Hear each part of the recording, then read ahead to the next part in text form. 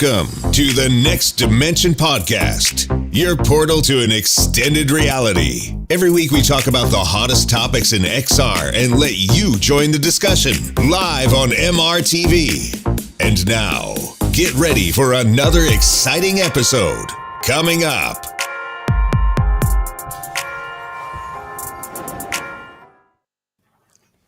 Hi and welcome to Season 2, Episode 9 of the Next Dimension Podcast, your podcast that's all about VR and AR. And today with a very special episode because we have a very special guest. I would like to say hello to Simplex. Simplex, how are you doing? I'm fine, thanks. Thanks very much for inviting me to your podcast. Sebastian. You're very welcome. And for all of you who don't know Simplex, Simplex is a VR enthusiast from Poland. And in Poland, he has very famous VR podcast. So you're Not representing... Yet, but you have a podcast in Poland, in Polish language. It's the most popular Polish VR podcast because it's the only one. You see, perfect, man. So it is a very famous VR podcast in Poland. So great, representing Poland. Super happy to have you here and looking forward to find out what you think about VR, the current affairs of things, and in general to hear more about the VR scene in Poland because I've heard there's lots of stuff going on in Poland, right, Simplex? True, lots of good VR devs in Poland. Okay, great. Great to have you on the show. Also here with us tonight, it's Alex VR. Hey! Yay! Alex from Between Realities, amazing super podcast that was recently not awarded, but you are how to say that? We're finalists. You're a finalist. That's the way. A finalist of the VR award show, man. Congrats! How does it feel? Dude, like surreal. Like we did not expect it. I wake up in the morning to a text from my co-host Skiva and he's like, dude, and it was totally awesome. So to be recognized like that amongst some of our favorite and most respected VR creators is it's something really special. So thank you so much, man. Congratulations. That's amazing. It's pretty cool. That is really, really cool. And I can just say that you really deserve it because your show is amazing. So I was guest on your show once and I totally enjoyed it a lot. And yeah, the way that you speak with your guests is very special. It's not only about VR, you also want to find out a bit more. And it's a fantastic show. Yeah, so Between Realities, you got to check out that show and love it. You are awesome, man. Thank you so much for having me. It is always so much fun when we get to dive in together. Oh, man, exactly. So I'm super, super happy that you're here on the show tonight. Looking forward to find out what you think about the latest and greatest in VR. Perfect. And also here with me, man, I'm always happy to have you on the show, man. VR flight sim guy, Steve. How are you doing tonight, man? I'm very well. It's great to be back again for the second week running. Actually, I'm doing quite well. I'm here again, so it's good to be back. Exactly. Great to have you and looking forward to find out, what you did last week and in general, what you think about our very exciting topics tonight. Also with me, my name is Sebastian. I am the founder of MRTV and the host of the Next Dimension Podcast.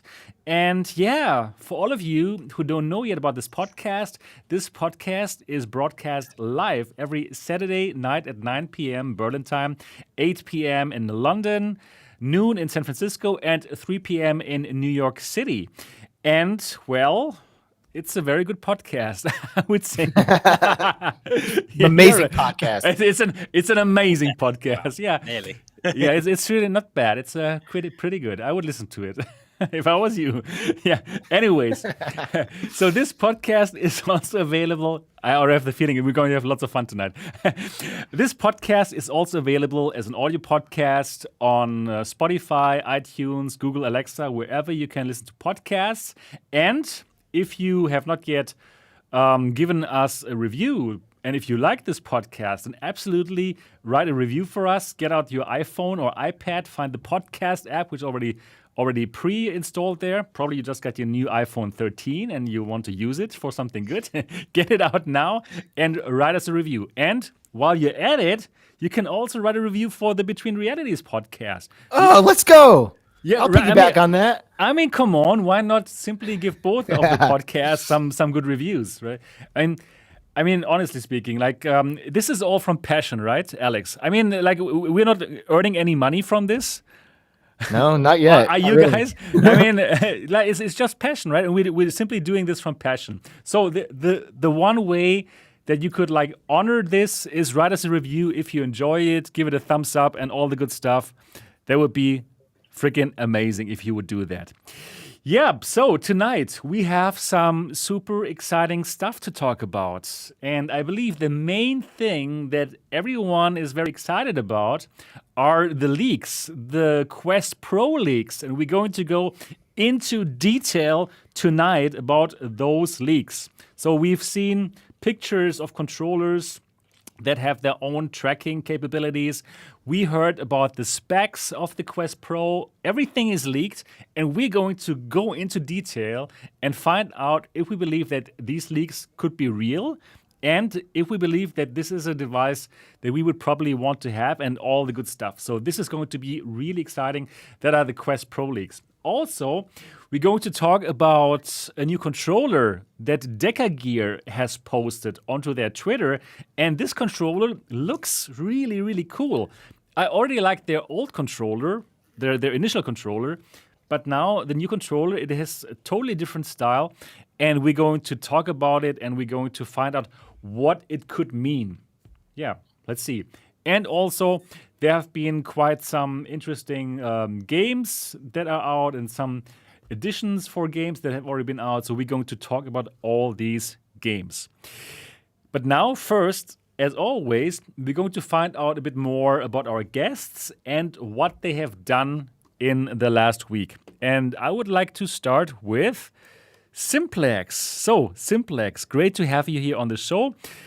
First of all, Simplex, it is your internet name, right? You yes. Actually, your real name is Łukasz. It's great pronunciation. Yeah, thank you, man. Thank you.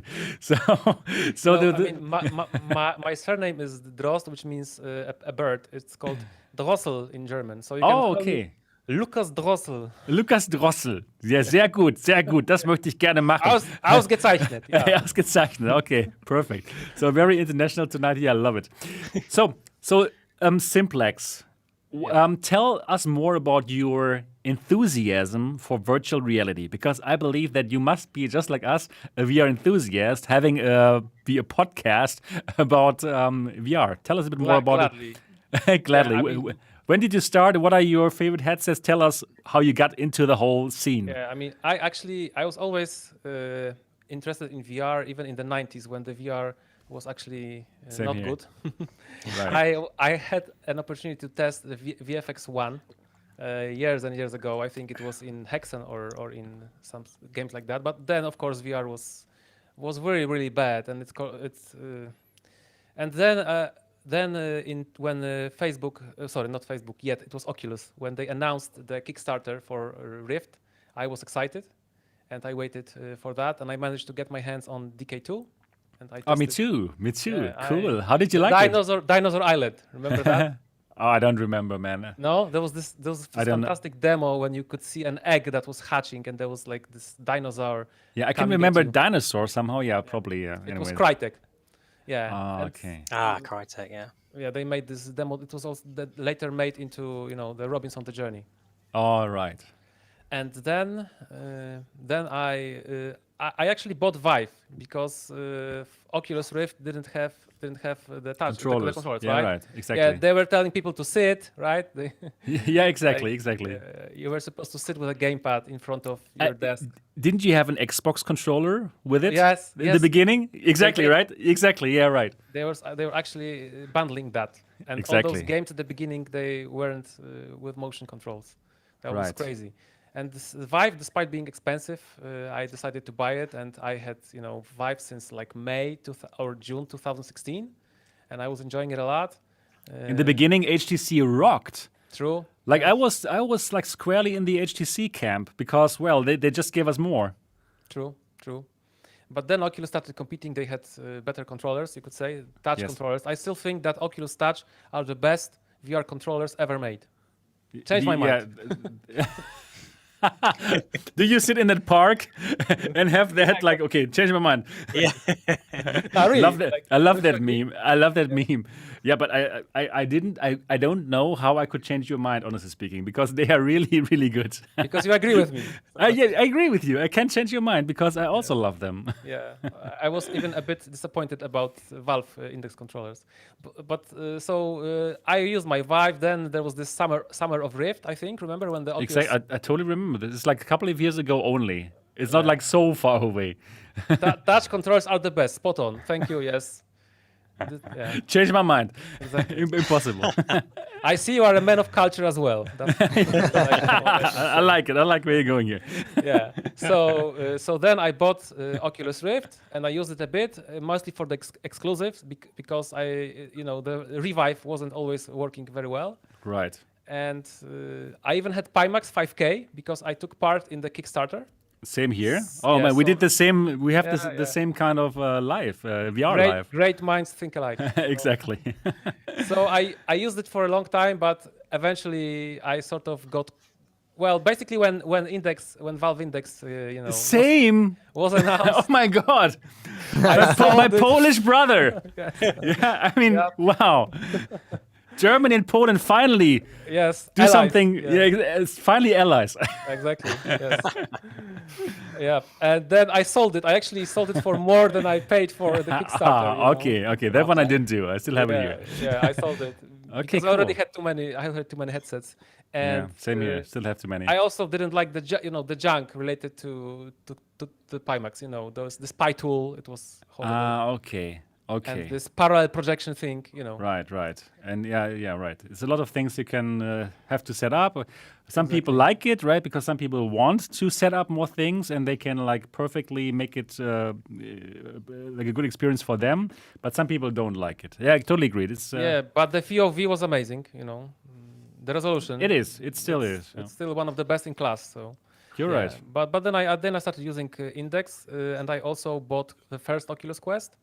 Because of course, I mean, of course. It was a revolutionary device. So it still kind of is. It's still really good. And in the meantime, I managed to buy PlayStation VR, and I currently have like I think the best for me VR setup because I have Quest 2, which I can use for Quest things and connect it to the PC. I have PSVR, so I can play all the PS VR exclusives like Resident Evil or Astrobot. Then I have Valve Index. Which I think is still one of the best headsets, It's amazing. It's amazing. And I also bought Vive Pro 2. Yeah, okay. And I pre-ordered it, and actually HTC messed my order. They forgot to. It's a really funny story because they forgot to add a street number and like flat number to the address. Oh no! And imagine this package came all the way from I don't know where, like from the half of the world, and it arrived in Kraków where I live.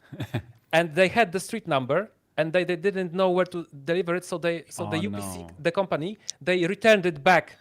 Oh no! Oh, that is really frustrating. And then so you didn't even have to check it out before returning it. It automatically returned. Exactly. But and I had this discount code, right? Okay. Because if you pre-ordered it, they gave you like a €50 discount or something, or even more. But it was like a really good discount. So they told me right. Remember? Like I can remember. Like €100. I don't remember, but it was good. It was and they told me that because it is returned, they cannot reship it. I have to order again, I would lose my discount. What's even worse, but they made the mistake, right? Like you wrote your number, obviously. Of course I did. I double checked, but this is HTC, so. Yeah, right. And then they told me that if I order it now, I will get it in a month because they already like ran out. Because. But customer service made by HTC. But actually, I managed to negotiate with them, and they promised to expedite it, and they even promised to, if I decide to keep it, to refund me this difference between the discount that I lost and the actual. So that was really good of them. That sounds good. Yeah. But where's the? Oh, it's coming. It's coming. Tell us about it. I started using it, and I really wanted to love it. But you hated it. I had very mixed feelings because mostly why I returned it, it was the buzz in the headphones. Oh no! I had the buzzing. Okay, I totally didn't hear that. And then I learned that they don't even treat this as a fault. according to them, it's within specification. So they No. wouldn't. So if I No kidding. Yes. So if I, let's say, said, hey, there's buzzing, please, exchange it. They could exchange it for another one with buzzing, and then they would say, well, we did it, we exchanged it once, but the buzzing is actually within specification. Oh so, no, that they told you Yeah. this? That's Yes. bad. Oh, that's really Yeah. bad. Yeah, really. And Because like I have a friend here from my German VR community, and he returned it because of that reason and because of some scan lines, both, okay. and then they fixed both for him.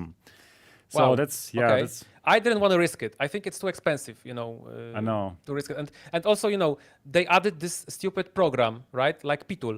So I had like Pitul flashbacks because you need this another program now, right? Yeah, I know. Yeah, and but that's I not think- so bad. It's okay. Yes, but still, it was like it was like different. It was like death from a thousand cuts because it was small Okay. things, but altogether they add it up, and also it's expensive. So I right. I already have Index, I already have PSVR, I already have Quest 2. Right. And Yeah, right. the fourth wasn't so groundbreaking. Index is good fourth, and Yeah. also I thought that I will not mind the glare because some people hate the glare, right? I know. I completely don't see the glare in Valve Index, and I thought, well, that's great. So I won't see it in Vive Pro, but I did see it. Really? I But think Vive wow, Pro, that's strange. because it all depends, on your eyes, on your head. Of course, shape. so many things. So for me, it wasn't like mind blowing, and the buzzing. I mean, if Yeah. it doesn't have the buzzing, I'd probably keep it. But the buzzing was this last thing that basically Okay. I would not pay 800 euros and Yeah. hear buzzing in my headphones. I totally get it. I That's totally get it. unacceptable. But I- they refunded me. I mean, my experience with support was really good because they shipped it to me earlier than on their page. They Okay. promised me to give me back the refund, the discount difference if I kept it, and also when I told the guy that I'm not sure if I want to keep it because I'm not happy with the buzzing, he actually told me, if you are unhappy, you can always return it. Like he said it himself, like the rep on the mail. Like he said it, you can return it, don't worry. Like, Okay, good. Then And- it's okay. he gave me all the instructions how to do it. So Perfect. really good. But- That is good. But you know what? I really agree with you. Like it's not a cheap headset, right? It costs like $800. And then they're not, if not everything is perfect, it's like a pain in the ass. Let's say it how it is. Like and then it also has some other problems. Like the microphone is complete Oh shit. yes, I forgot about this. It's Of course. yeah, of course. You should never forget about the microphone, never. just because HTC forget about it themselves. Yes. Yeah, That so- was one of the reasons I gave them. I wrote them an email. I told them, oh, that's bad with it. And microphone was there. Yeah, exactly. So yeah, I totally get it. It's not like the home run headset, but actually for me, I like it since I didn't have those buzzing problems, or I don't hear it. I don't know. Yeah. Anyways, I totally see where you're coming from. It should have been better. Let's say it like this.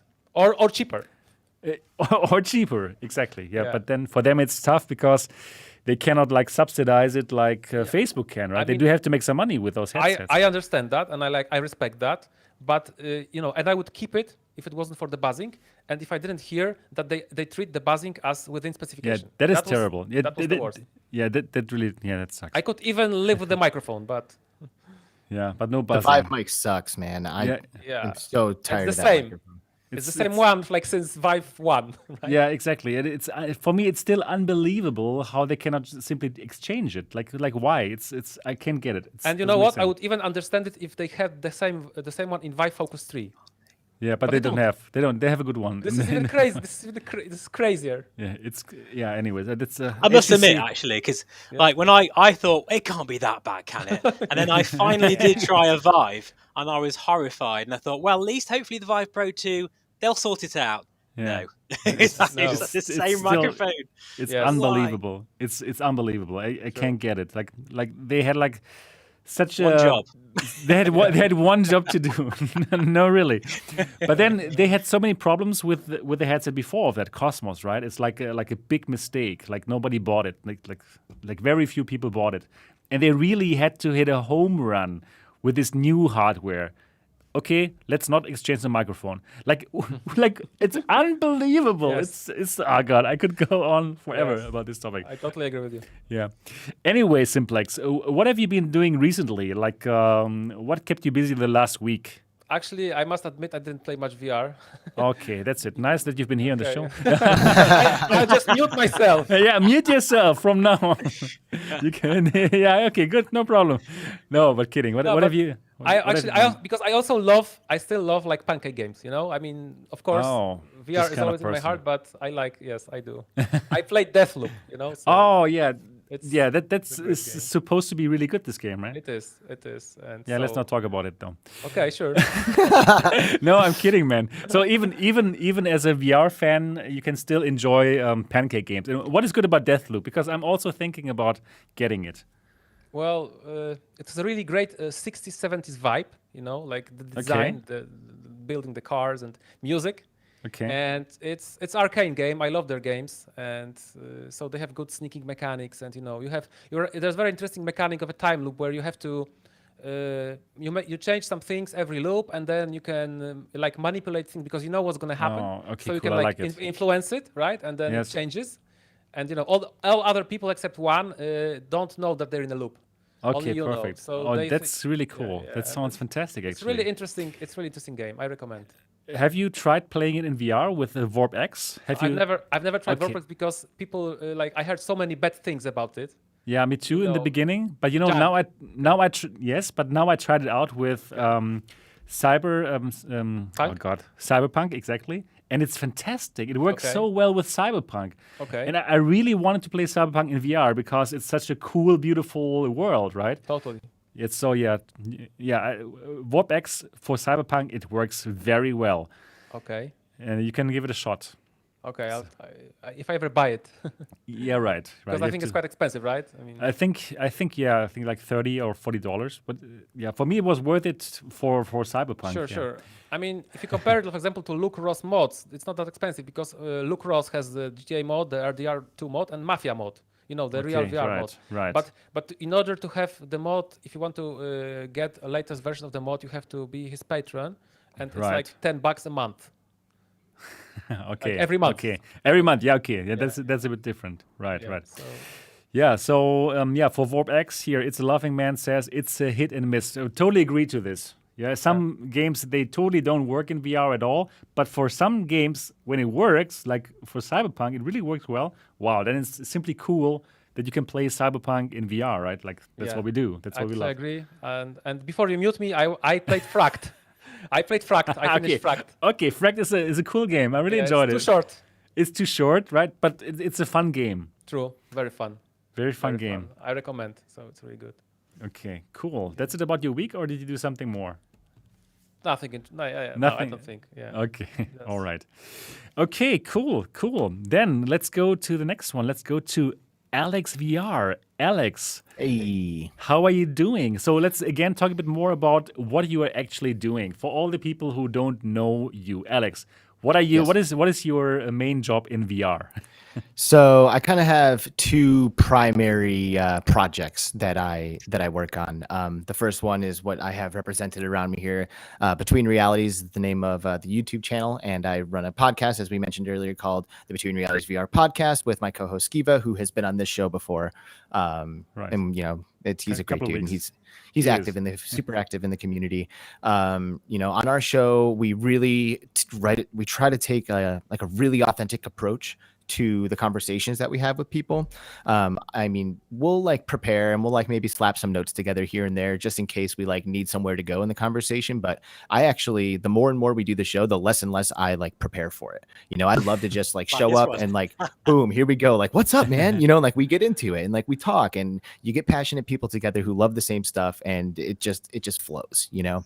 So we want to create like a nice, comfortable atmosphere and kind of dig deep, talk about some of the like philosophical or ethical or moral implications of the technology, because there's a lot of really important conversations that we need to have as this technology continues to integrate into our lives. So that's what the show is all about. And every week we have a guest, somebody from within the VR community, either a VR video creator or a developer or someone behind the scenes, something like that. And we try to get as many different perspectives as we can. So Between Realities, boom, go check it out. The other thing that I'm involved with is bHaptics. I am the community manager and a haptic designer at bHaptics. And that takes up most of like my VR time during the week. You know, I do a lot of like hands-on stuff with the integrations. So when we are collaborating with a developer, I'll play the game and put together a folder of haptic files that the developer can use to go and plug into his game and like really make it easy for the devs to integrate. So like this week, for example, I was playing Guardians, which is one of the most recently natively integrated titles for bHaptics. And it's a great, like really good fleshed out integration. Like all the damage is there, all the recoil from the weapons is there. You can fly with your jetpack and you can feel that on your back and stuff. And it's really fun game that is cross-platform between Oculus Quest and Steam, which is one of the things that I really love about it. And you can do like co-op missions with your friends, and it's kind of like Starship Troopers, that movie, Starship Troopers. Have you guys ever seen that movie? I love that movie. Oh man, I love that. It's one of the best movies in my opinion. I love it. I feel like I'm in Starship Troopers when I'm playing Guardians, just like flying around, blasting bugs. Yeah, that one's fun. I've also been playing some War Chasm, which is a game that we're integrating, which is it's kind of like a like on a minecart, and you have to like lean the minecart left and right to avoid obstacles and shoot at stuff, and it's kind of fun. And then the other one I was playing is Everslot, which is pretty damn cool. Nice. So for all the people who don't really know what is bHaptics, let's go from the ground. Tell them what exactly is bHaptics. bHaptics is the name of the company, and they are the creators of the TAC suit, which is it's a wearable haptic suit that connects the virtual world to physical sensations on your body. So it kind of it's very similar to the haptics that exist in controllers, except for now you can feel it on your arms, on your chest and back, and stronger actually. I mean, stronger than in the controller. Like you can really feel it. Like wow, it's a cool feeling. I'd love to experience that. I really would. It is awesome, dude. It really is. And you know, it really, like, to me it speaks to the power of like our imagination and like our ability to kind of like participate in this world building. You know, like we jump into VR, and you know, we're like our senses are taken over, but to a certain extent we do kind of need to lean into our imagination a little bit, right? Like you need to be able to like put yourself into that place and like accept it and be like, you know what, no, I am in Starship Troopers, you know, and like really feel it like that. Exactly. bHaptics is like, that's what they do, you know, like that is what's happening there. The first thing that people want to do when they try it for the first time is just like crank it to 400 and get like the most intense feedback that they can. But it's actually a lot of the more subtle bumps and touches and stuff that really end up like tricking your brain and like getting that imagination thing going, you know? So when the vest is shaking, when you're pulling the trigger on your rifle, it like your brain's doing the work, you know, like it might actually be a somewhat simple vibration here, but you're in the game. It's the right moment. It's the right thing. And you're connected and your imagination is present and you're immersed in the world, and it takes the immersion to the absolute next level. It's absolutely true. I also have one of these vests, and I played Half-Life Alyx again with the vest on because there's such an incredible mod for the bHaptics vest. It's like so cool. Like, for example, if you heal yourself, you can feel the energy like throwing into your body, or if you throw something. Wow. If you throw something into your backpack, you feel it gliding down your back. Like all these cool things, I believe that this really makes the game even more intense. It makes it even more immersive. Or for example, when you are down to one heart, you have, I think, 3 hearts in Half-Life Alyx, right? And then your heart, you can feel the heart bump. Like the vest vibrates, and it's like, okay, how could I ever play this without that? It's really so good. Like before, when I heard about this vest, I couldn't believe that it's so good, right? I thought, like, okay, it's gonna vibrate, but like they make it vibrate in such cool ways. I think that's simply magic. Yeah, heartbeat, it adds so much intensity to those moments when you have low health. Like, whereas before, the only way that they can indicate what's happening is like maybe like a red flash on the screen or something, you know? Yeah, like or the controller rumbles a bit, yes. Yeah, but when you're low health in Half-Life Alyx and your heart does not stop doing this, it really adds this sense of urgency. You're like, no, I'm hurt. I need a heal. Like otherwise, if I don't have it on, I might forget I have 10 health and then charge into a battle and get killed right away, you know? And really the main thing that it can be used for in like competitive gaming is it can provide so much more information than you're capable of getting without it. With directional feedback, like you know what direction you're getting shot from based on the feedback that you're feeling on the vest. You know if it's on the front or the back or whatever. And traditionally, VR gamers have to rely on on-screen indicators to tell them where damage is coming from. Maybe like a red arrow that jumps up on the screen, you know, it shows you back. And by the time you're able to read the arrow and assess the situation, change your strategy and flip around, it's probably already too late. But with the haptics, boom, you feel it on your back and like right away. You don't need to glance at anything. You know what's happening and you're able to flip around and get a much better reaction time. Is this something that could be? Does it work with every VR game, or is it something that you have to have an SDK for, and kind of, or you probably can do that as well to make it even more accurate? Mm-hmm. Short answer is that it needs to be integrated with the developers that makes sense. To really create that magical experience. But the Half-Life Alex is a mod. You know, that was made by somebody in the community who knew what they were doing and made it happen. But it's really, it needs to be injected into the code. When you inject it into the code, it triggers the haptics at those precise moments perfectly, exact patterns. That's the best thing, really. Yeah. You know, the X40 is like the flagship vest, and that has 40 actuators on it. So there's a grid of 20 motors on the front and 20 motors on the back. And like Sebastian was saying, with the backpack and Half-Life Alex, for example, when you grab a resin and you drop it on your shoulder, it triggers the vibrators. It triggers the actuators going like down in a pattern. So it feels like it goes doop, doop, doop, doop, and like lands at the bottom. You know, there's patterns that execute in those right moments. So the long answer here, I know that sounded like a long answer already, but you can also use it with the audio to haptic feedback functionality, where it will just take the audio and translate that into vibrations on the vest or whatever, the arms, if you're using those.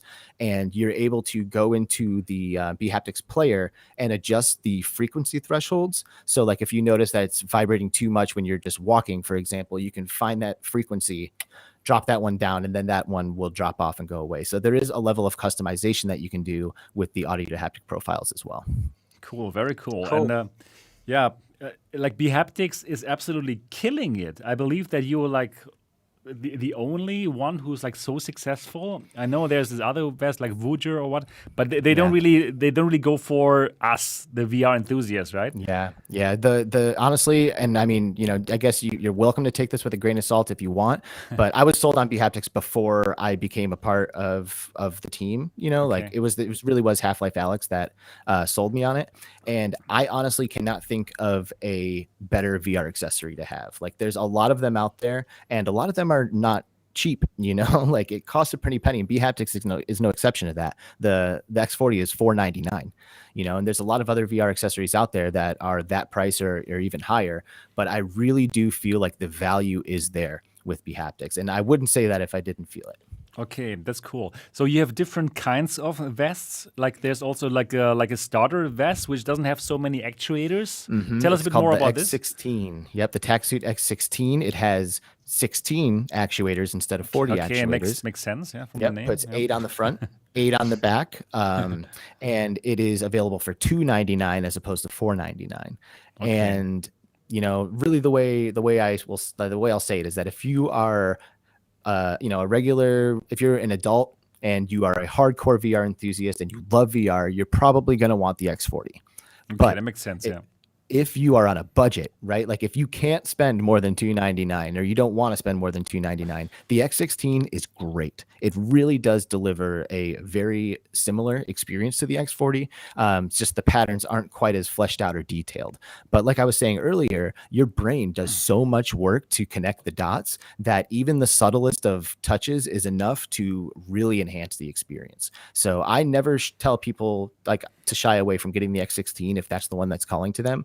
But of course, the X40, it's a little bit longer, fits adults a little bit better. It's more fleshed out. It looks super, super badass. You feel like you're Batman when you're wearing the thing. You know, so there are some options. Yeah, they've done a great job in making that like look muscular. Like I wear it and look like, yeah, okay, I worked out, but no, I didn't.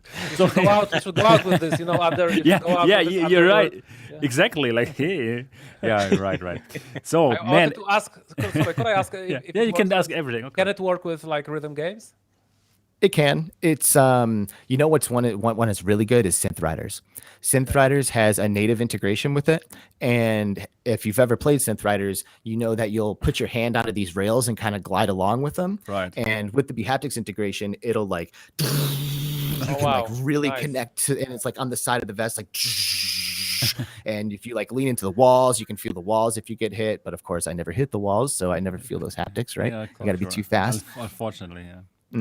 Yeah, but that it does work with Synth Riders natively, and that's great. The audio to haptic for something like Beat Saber, in my opinion, if I'm being honest, isn't like necessary. You know, like it kind of feels cool to like, and there are some users out there who swear by playing stuff like Beat Saber with their haptic vest on. They won't do it without it because it really does elevate it. But for me, it is really about those modded and native integrations when it's in the code and it triggers those precise patterns for that exact moment in that exact game. That's where the magic really is. Right. Okay. Wow. Yeah. Man, you know what? bHaptics are so lucky to have you. I mean, you're doing such a great job. Man, it makes me want to buy a second one. Yeah, that's good. Thanks. Show this to my boss, please. Yeah, okay, I will send it over. Yeah, really, man, you're doing an amazing job, and it's great when you have like a job that you're passionate about it, right? If you're working in this industry, and I know you are like a crazy VR enthusiast. I mean, we met each other on CES, and we went there just to talk about VR, right? Yeah, dude. And yeah, it's fantastic, man. It's really, really cool. Love it. Thank you so much, dude. It is a lot of fun. You know, it is great to play VR and make videos out of it and make haptics and do all this stuff, man. I'm really happy to be a part of this VR space. I really am. Yeah, it's the same here. Perfect.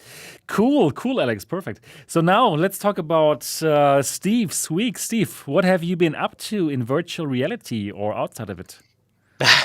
Yeah, I've done a fair bit of VR this week, really. I think the first thing I'll probably explain is the background here. You might think, what the hell's that? It's actually, I've made it into a video game. Oh, what? I shouldn't say video game. I should say flight sim. Sorry, guys, but whatever you want to call it. But yeah, a developer reached out to me to review a airfield recently, and I was looking around it in VR, as you do. And I don't know if you can see there, in fact, yeah, you probably can't see the other side. Chair. Yeah, you're Hang right. On a minute, sorry. Yeah, but anyway, that's me there, scruffy hair, looking bewildered and lost. That's about right for me anyway. And they stuck me and my motorbike with my little number plate, which obviously was not the real number plate, but it was like a little sort of personalised one of VR Flight Sim Guy. You can see there, look, that's the number plate, VR Flight Sim Guy there. And I thought, that's so cool. So I just had to have that as a background. Yeah, just a bit of an honour, really, to be in a actual... You know, I'm going to say video game, but whatever, flight sim, whatever you want to call it. Perfect, cool. So that was, really, really cool, that, and a bit of a surprise. I like, you know, when you buy like a scenery package or something, it's great to have like little Easter eggs, little people in there, or sort of something funny that you can find, you know. And in this case, it's my ugly mug. So nice. Cool. What else? Of course, I've been testing the Vario VR3 a lot. This last couple of weeks. Like it? Love it. I absolutely love it. I mean, it's an amazing headset. It really is. And I've actually tried today for the first time the center focus. The focus display. Yeah, this 70 pixels per degree thing. And because obviously Vario give you a few demos to try out. So I've been checking that out. And it's really interesting. Some of the demos, you can actually just make out that focus display. And then where it moves on to the sort of peripheral display, the LCD panel. And you can see there, because I believe, is that focus display OLED? I think it is, isn't it? The focus display is OLED, right. Yeah, and you can definitely tell when you're kind of looking around, you think, wow, that sharpness in the center is just incredible. It really is. It's as you'd expect it to be. It should be, really. It should, yeah, for that price anyways, it should be like outstanding. It is. Yeah, and it is. It is. You know, there's like another little scenario where you're in a supermarket and you know you can look at all the ingredients and that kind of stuff. I remember the Reverb G2 had something like that as well. And yeah, it just gives you an idea of where possibly we might be heading in the future at some point. Who knows? But I just feel that, you know, I'm going to miss that headset. I've thought about getting a subscription and buying one myself in some way if I could, you know, kind of swindle it like, you know, I've got a business or something. But, you know, at the end of the day, I'd actually just posted a video on my channel. I actually prefer the 8KX as a consumer VR headset for flight simulation, might I add, than the Vario VR3 simply because of that subscription. It doesn't. The I just subscription cannot swallow hurts. it. The It just subscription hurts is just a bit too much for me. Yeah, personally. you're right. It makes sense. Having said that, I do respect that there's a lot of hardcore, flight sim fans out there that will spend, beyond what you'd ever imagine to get that correct, that amazing immersive sort of VR experience. And for that, I've been speaking to a number of flight simmers who have managed to get a deal on the VR3 and like a 3-year subscription deal. And you know what? For them, I respect. I don't think for them. I think it's worth it. It is because they love it so much, and it makes sense. It makes sense. Yeah. But for me, I just couldn't swallow that pill personally. Yeah, it's expensive. It expensive, is. Yeah. But my God, is that the most amazing display? When you did your first the video, lens, man. Yeah, you've seen my first video, right? Like it's like it made me laugh. You're like my first thing that I said in this video. Oh my God! Yeah, you did. Yeah, like oh my God, it looks so crazy. Honestly, I can't believe my videos now. It's done really well for my viewers. I'm still a small channel, and I've nearly up to 80,000 views now in about 3 weeks. That's fantastic. That's I kind of wish I did a better job of it now because it's just me going, oh my God, oh wow, this is amazing for about 30 minutes, and that works. It's so hard to be able to narrate what you're experiencing because as VR enthusiasts, when you experience that level of clarity for the first time, it's hard to talk. It's like this is what I wanted for so long. Right. So. Yeah, so aren't you afraid that you ruined VR for yourself? That's a very good question, actually. That's a perfect question, man. I'm telling you. It's a brilliant question. I know. That's why I'm afraid to try it. Not that I have a chance, but... Don't try it, honestly. We're not so far away from each other. Actually, there's like a direct flight from Dortmund to Krakow. Okay. You're welcome, you've got to try it. I'm going to open the MRTV experience soon, later in this year, and then you're totally welcome to come over, man. I'm vaccinated, so... Yeah, same here. I can tell. Perfect. And I vaccinated with the German vaccine, Sehr gut. Yeah. Which one? Was it the Visor or? No, this is BioNTech, right? BioNTech. Oh, BioNTech. of course. Moderna, right? Or no, the BioNTech Pfizer. Yeah, exactly. Yeah. Anyways, yeah. So you have the chance to check it out here, man. It's just like a not even 1 hour flight, I think, from Krakow. You've got to try it. But I mean, it did. When I put the reverb on, I rave about that headset for being clear, and I was the same shocked. here, obviously. I was like, what the hell? This is actually quite blurry, and like I just couldn't believe the sweet spot just suddenly felt so small. Steve, that's the same thing for me. I love the G2. I mean, everybody knows that, right? But when I put it on now, I think like, oh, I can see some screen effect here. Yes, it's like exactly. right, you too, right? It's like, totally, oh my God, I'm freaking spoiled now. It's terrible. It's terrible. Yeah, it's a bittersweet, probably more bitter than anything else, because I am sending this back soon. So I'm very sad. I still haven't asked if they want me to send it back, so I'll just keep it. I've got quiet now. I haven't spoken to Vario since my last email. I thought I'm going to leave it now, just so I can have a few more weeks with it. Okay, but, perfect. Yeah, it's been amazing. I feel very privileged and honoured to try it, and even though it's ruined VR for me forever, it's been brilliant. So I'm going to leave now. Goodbye. That's it. No. Yeah, but it's been cool. Anyways. Yeah, right. I suppose just a last thing that I've been doing in VR is play. This is hilarious because I'm not this kind of person at all. I'm more of a flight sim nerd than anything else in VR. I spend 95% of my time nerding about flying in different places and God knows what. But I did play and completed Rainbow Reactor. Nice. I actually completed it. I did the whole story. I played it every night this week. Oh man, that's amazing. And I love that game. Well, that's amazing. perfect. Well, Kalle would be so happy. I hope Kalle is watching this right now. Kalle, the developer of Rainbow Reactor. Yeah, man, it was so cool. You were sending me messages like, "Oh, Sebastian, I'm so hooked. Like I can't stop to play Rainbow Reactor." Perfect. If anyone's ever what's it called, Bubble Town, or like these like silly little games you have on your phone, and you kind of just play it for a bit, and then you kind of want to go back to it and just get to the next level and that kind of thing. Well, with this, it's because it's got a story element to it as well, and that amazing little robot called Dottie. You kind of have this kind of what's the word? You do get this connection. Connection. It sounds ridiculous, but you do get a connection. And even though the game itself is quite sort of retro looking, you really are totally. It just shows you graphics isn't everything. It's just just the fact that story-driven campaign, I could even call it really, and the throwing action. You really get good at that throwing action. The physics are really good, and I just absolutely had a blast with that. It was something different from the usual checklists and flying and more serious stuff. It was good fun. Really loved it. Perfect. Yeah. Great, but great. That's basically it for me, I think. All right. Yeah, then I can quickly talk about my week. There's not so many things going on. I had a lot of things to do, like behind the camera that no one will ever see, or probably at one point they will see it. Who knows? Interesting. Something might be going on here Jeez. at the MRTV headquarters. Anyways, no, the MRTV experience is going to happen again, and people can come and visit me again.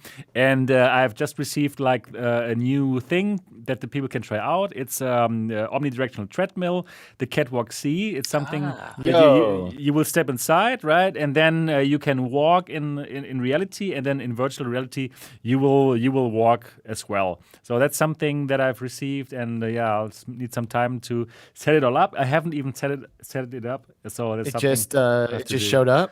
It just showed up. It just showed up here, right? Good shit, man. Yeah, that's epic. It's here now. It's here at the MRTV headquarters. Thanks, man. So that's something that's giving people probably another reason to come to the MRTV experience here in Germany, and next to trying out the Vario VR3 and all the other headsets. So getting more stuff. So now what I need, the next thing that I need here at the MRTV headquarters is the Yaw 2. I really want to have the Yaw 2. This kind of looks seat. Amazing. This I would love motion to try seat. one. Especially for the VR flight simulators, right? It must be perfect. Amazing. So actually, I have not yet reached out to them. Dear Yaw people, if you're watching this, I really, really would love to have one here at the MRTV headquarters. Yeah. I just had to. Sorry. No, but that's fine, because even for you, especially, it's. Oh yeah. I gotta be honest. Like, I don't know if I can see. Like, I don't get hyped for the Yaw, if I'm being honest. Oh, really?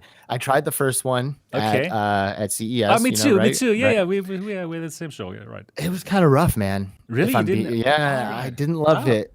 Okay. I didn't love it. Like, I mean, I have my VR legs, but I'm not the strongest VR player. If I'm like flipping in space, for a few minutes, it might get me, from time to time. So but the roller coaster ride was not for you. I mean, we were trying the roller coaster ride at CES. Dude, it was rough. It was really rough. Oh man, I loved it. I would struggle with that. I think I would struggle as well, actually. It was rough. And, honestly, like, I just don't know if I'm sold on the idea of the motion sim with a headset on at this point. Like, maybe at some point when, like, the visuals, like, can really connect to the movement in a way that feels really authentic, I could be sold on it. But I don't know. That's a really expensive chair, man. And I just don't think I see the value. I think it's not so expensive, honestly speaking. I think it costs like, I don't know, not even $2,000 probably. I was really surprised with. I thought about buying one at one point, actually, when I first saw the price. Absolutely. And the second version, the Yaw 2 version, it looks so much better than the first one that we tried. I'll give you that. The first one, it looks like this bigger wok. It looks funny. It looks funny. So, but the second one, it does look way better. And I agree. I would love to check it out. Anyways, Hussein X says, probably I need a bigger space for the MRTV experience. Right now, it's still okay. I still have like lots of space, but if there's more stuff coming, then yes. Anyways, so once the MRTV experience is open, I'm going to tell everyone, of course, and then you can book it. And I would be happy if people come from all over the world, obviously, right? So that would be great. So Simplex, you need to come. I will. Try the VR. VR3. You got to try it. I think everybody needs to try it. To be fair, I think so if they get a chance to. So you have it there permanently? Well, I have not sent it back yet, but who knows? They didn't send Assassins. They have not yet sent Assassins. No, I still have it here. Or knocking your door yet, anything. Right, exactly. Anyway, so I also next to all this, I also did play some VR. So here in the MRTV experience, I have all the headsets, obviously, right? But at home, I only have like a Quest 1, and I've recently started it again because I wanted to play some games, and then I found out, the Quest 1, it is still at version 19 of the software, and we're now at 33 with the version, right? And I found out it takes super long time until it updates itself to the next version. So I spent some time. It took quite some time to update my version 19 Quest 1 to get to version 33. Really? So you can just do one update on its own? No. There was like one more. Like from 19, I had to go to 25, and then from 25, it went to 33. But that's okay. But it took quite a long time. And then at version 19, I couldn't play all the games because some games, they require you to have a newer version. Yeah, anyways. So I played again Quest 1 after a long time, and I must say, wow, the Quest 1 is amazing. So it has OLED, right? So the blacks and the colors were much better. I played the game called Yuki. Probably you know it. It's like a very cool shooter. And it's a very colorful game. And in the Quest 1, it simply looked so great. Yes, there is more screen door effect, definitely. But after you play for quite a while, probably it's not so bad anymore. It's still a great headset. And it has a bigger FOV than the Quest 2. There's also something that I saw now after playing the Quest 2 for so long. So the Quest 1 is really a very, very nice headset. And you can even adjust the IPD. Yeah, so I played quite a bit of Yuki on the Quest 1, this nice, cool shooter. And I just enjoy it because it's just so simple and the old style of video games where you don't have to spend so much time to learn them. It's just fun and you can just enjoy playing it. So that's something I did. And I also played Prison Boss for the very first time. I have never played it. It's quite cool. So you were an egg? Exactly. Yeah, exactly. The other people look like eggs. It's kind of cool, a cool art style. Yeah, but I didn't play so long. Yeah. I was in prison. Is Yuki like a Zortex? You know, this. Yuki is like game? a short, like a shooter. But there's this game in yes, Lab. it's like Lab this. VR. Okay. Yeah, a bit like this, but even better because there's movement involved. Okay. It's I can recommend it. It's a great game. Okay. You know, I still use my Quest 1 all the time when I play Beat Saber. Oh yeah, do you enjoy it too?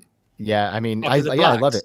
Well, honestly, the real reason is because I got the Quest 2, and this is nice and fresh, and then my Quest 1 then became my dedicated workout headset. And perfect. if I'm ever like sweating, you know, like dripping, like all that, I do all that in my Quest 1, and then my Quest 2 stays nice and clean, and you know, I just use that for all my other gaming. Okay. So this whole time, I've always used my Quest 1 and my Quest 2, and I have no problem bouncing back and forth between both of them. I think they're both great. And honestly, I like the Quest controllers on the one better. They fit better in my hands. I can grip them better. The twos are like a little bit fatter and wider, and I can't quite manipulate them as well.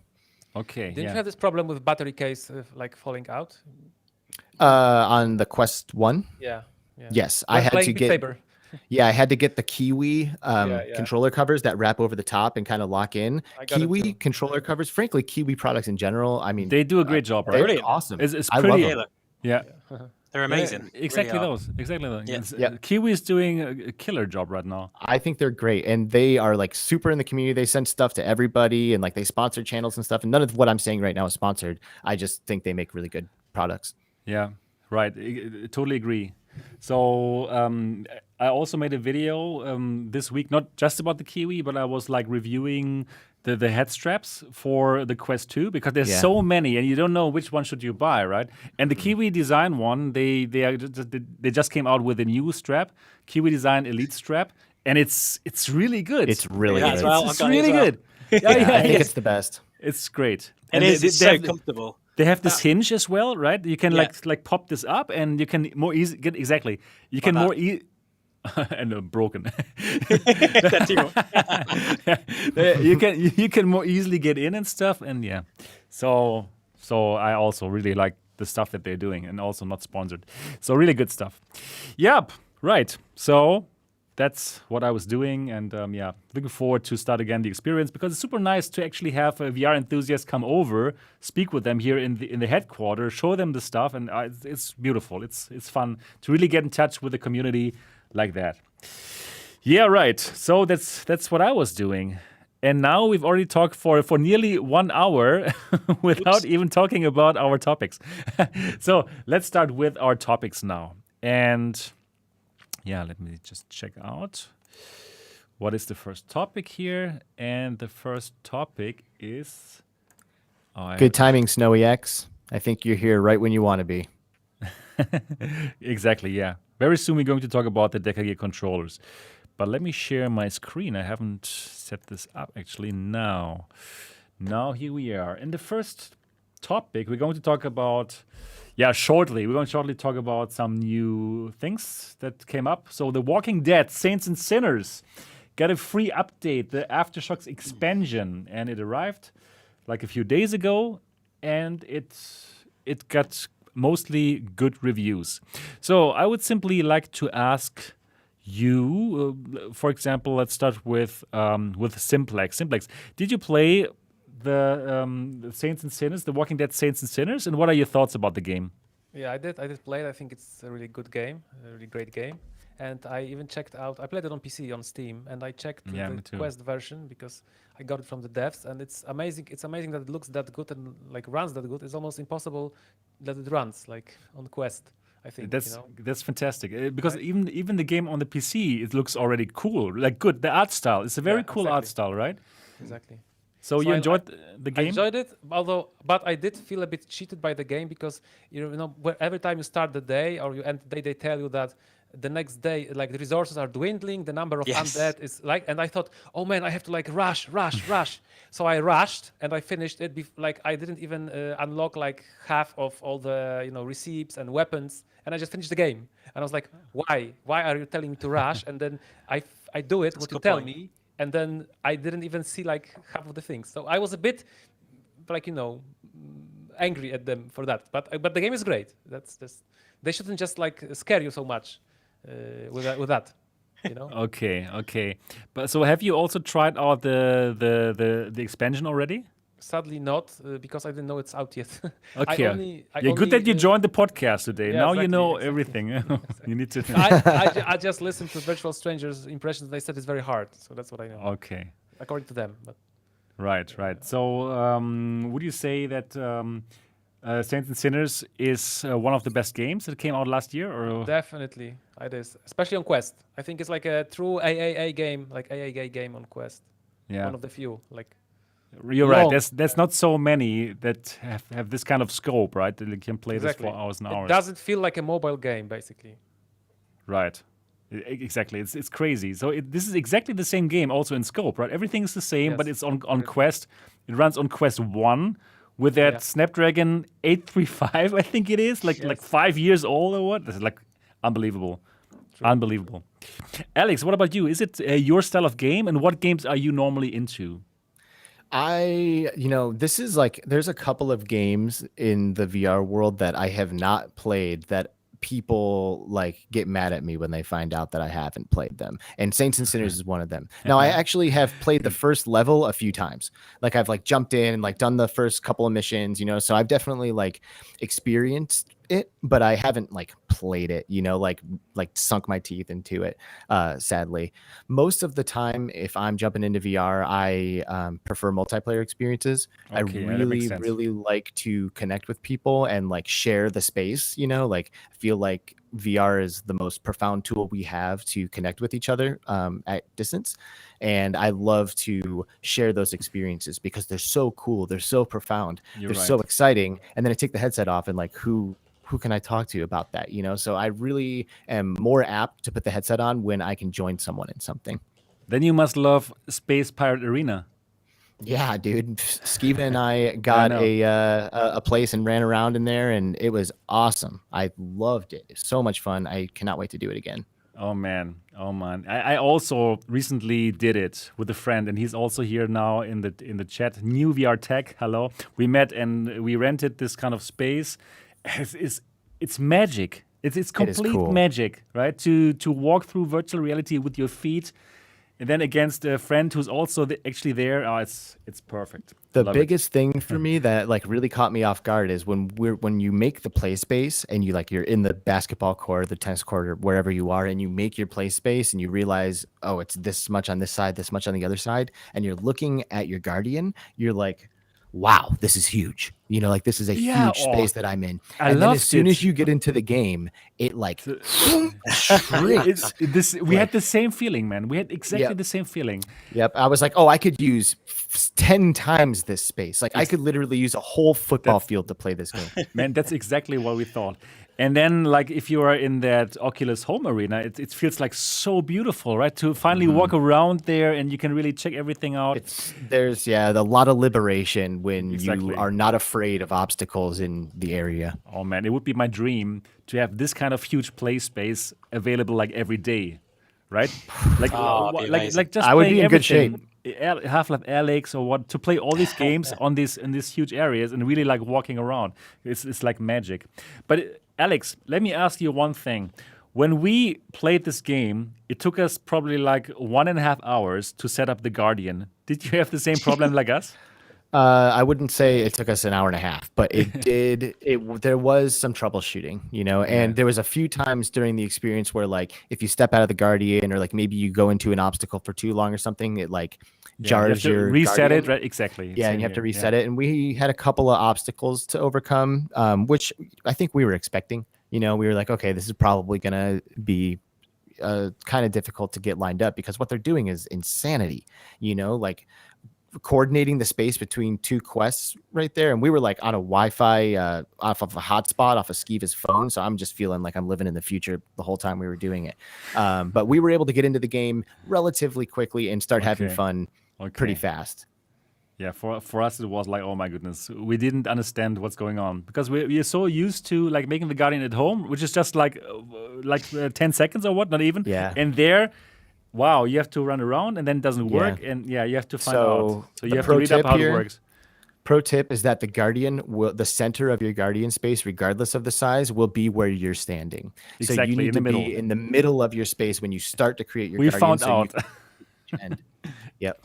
Exactly. Be in the center of your play space, look into the front, and then in the very beginning, when you set up the play space, you have to be in the middle, and then you can just paint it. But anyway, the next thing I want to do is try it online, because I know if you get two people who have the space, they can meet online, and then I feel like that would be like without issues at all, because it doesn't even matter if they're in the same space as their avatar as long as the game is working. You know, there was a few times where like I'd lift up the headset and I'd see that his avatar's there, but he's actually over there. Okay, you know? then I don't think that would be a problem online.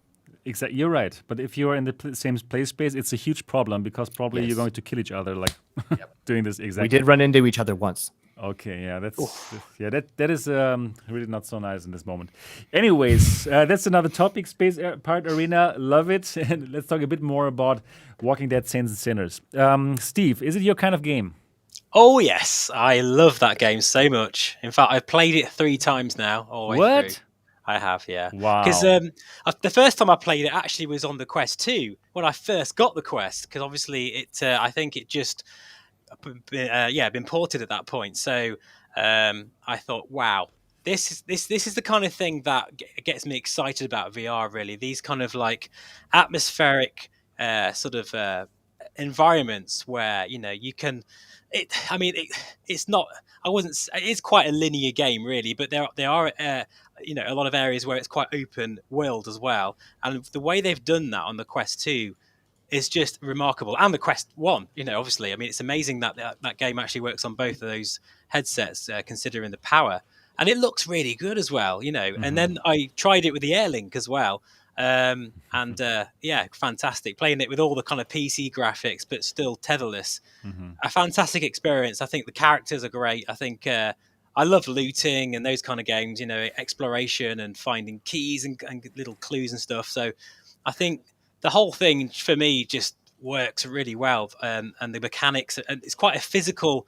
The physics of the game always impress me. Obviously when your stamina's low, you can't really pick up the axe and things, and it's just I love it, absolutely love it. And wow.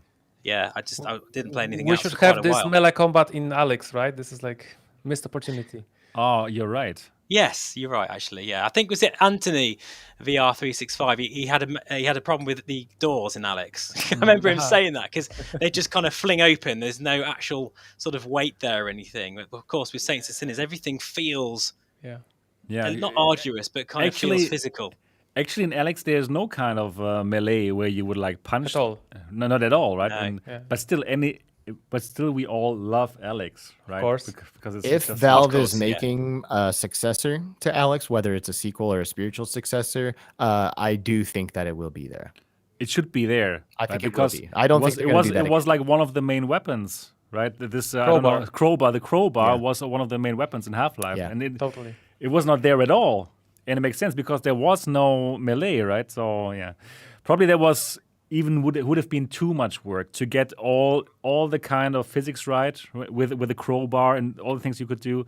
Yeah. Anyways, That's basically what Boneworks did, right? Boneworks is so amazing. I've never tried I Boneworks, love. actually. Oh, I Never love tried it. Boneworks. It's crazy. In the beginning, it sucks. The first few Yeah, hours. you wasn't sure about it. I remember. I watching hated that. it in the beginning, but then later, like I played the whole game actually in a Pimax headset in the Artisan, Oh, and wow. I loved it. I totally loved it. It's a great experience. Yeah. Anyways, for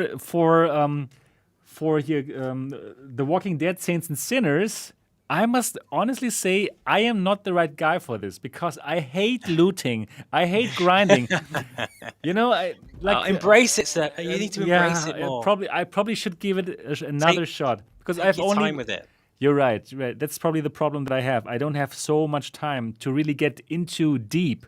And therefore, I prefer those games where you can hop into it and then you directly have action, like Pistol Whip, or these games where you can jump in for 10 minutes and have an amazing time. Yeah. Right? But Yeah, for yeah, that makes for sense. for the Walking Dead Saints and Sinners, probably I would have to jump in like for much longer to get a hang of everything. And yeah, but. So many people loved it, also from the community. For them, it's like the best game ever. So probably I will give this another chance and just put in some hours, and then probably I will get it. What it means, like why just- people yeah. enjoy this grinding and looting so much. I don't know. It's a survival game, isn't it, at its core? Yeah. And just knowing that I've got to make sure that I fill my backpack up every time I go out with, sort of essential supplies, whatever. It's just I don't know. It just feels. I've got a question for you guys. Okay. Because a lot of times when games like this come out, it's pretty hype, and the main reason I think in the earlier times when they're like promoting it and stuff like that is because of the IP. This is a Right. very well-known IP, right? It The is. Walking Dead is fucking insanely famous. Everybody It's knows huge. it. Everybody It's loves huge. it. What degree do you think the IP contributes to the game's success? Oh man, that's a great question. Well, I had I no do- idea who they were when I literally I just looked at it, saw the trailer, tried it, thought love this. You've never I had heard of no The idea. Walking Dead? Nope. No. Wow. No. Okay. This is like such a huge IP. This is like huge. But at least he is proof that it doesn't matter so much. It doesn't. Yeah, well, it it's- means, to it him, means it's it means the relevant. game is good. The game Yes. itself Yeah, is great. That's I the mean, question. yeah. Look at Yeah. Walking Dead was that overdose or that overkill, that horrible game, right? Oh That yeah, Onslaught. Onslaught, yeah. So Onslaught, yeah. did it help that it No, it was didn't Walking help. Dead? It didn't Right, help. So, It- I don't think. I think it probably did. I think people probably bought that game that wouldn't have because it was Walking Dead. Yeah, You're but then right. they had high expectations and were met. You're right. I think when both comes together, the IP and a great game, then it's just boom. Then it's just like over the top, right? Because this IP absolutely helps to get people into this experience. Probably if it was called here the night of the some Right. zombie apocalypse, probably people wouldn't pick it up. But because it's The Walking Dead and people love that series, they tried it, and then it's a great game, and then everything comes together. So you think that it being The Walking Dead was a big deal for that game? Yeah, I do believe it helped a lot. I just don't think at that time when that was released, there's nothing else out there that was that quality. That's on a AAA experience of just the again I talk about the atmosphere and of course like just the way. I mean, I'm not really a zombie kind of fan actually. I don't usually like zombie games weirdly, so that's the reason why I didn't buy it straight away. But in the end, the environment for me won over more than anything else because the I think atmosphere is so good. We need more of that No. in VR. We don't have enough games like that in VR. I think that if this game wasn't, from the Walking Dead franchise, it would still be successful, maybe on a smaller scale, because word of mouth would come out. People would start loving it and recommending it. Probably. Thanks to the name, it got recognition from the beginning. right? But I think that if it wasn't, then it would still be successful because it would just just the quality of the game would probably would carry it. I think Absolutely. Probably, Definitely. yeah, probably. Yeah, right. So The Walking Dead Saints and Sinners, they're still pumping out new content, which is amazing. New DLC for free is out now. Oh yeah. Sorry, just to say about the DLC, I did try a little bit of it. Okay, tell it. Unless I'm missing something, I was a bit disappointed by it, but I might be missing this point. So, but I was hoping the DLC would be some sort of mini storytelling thing, where basically you meet up with some new characters and it tells a little backstory or something like that. That's what I consider as a DLC. But from what I can understand so far, with limited play, okay, so I might be wrong, is that basically you kind of loot more chests, you look for more caches. There's a few more enemy people around. Yeah. I also heard it has zero story, and I think they mismanaged expectations because lots of people were expecting that.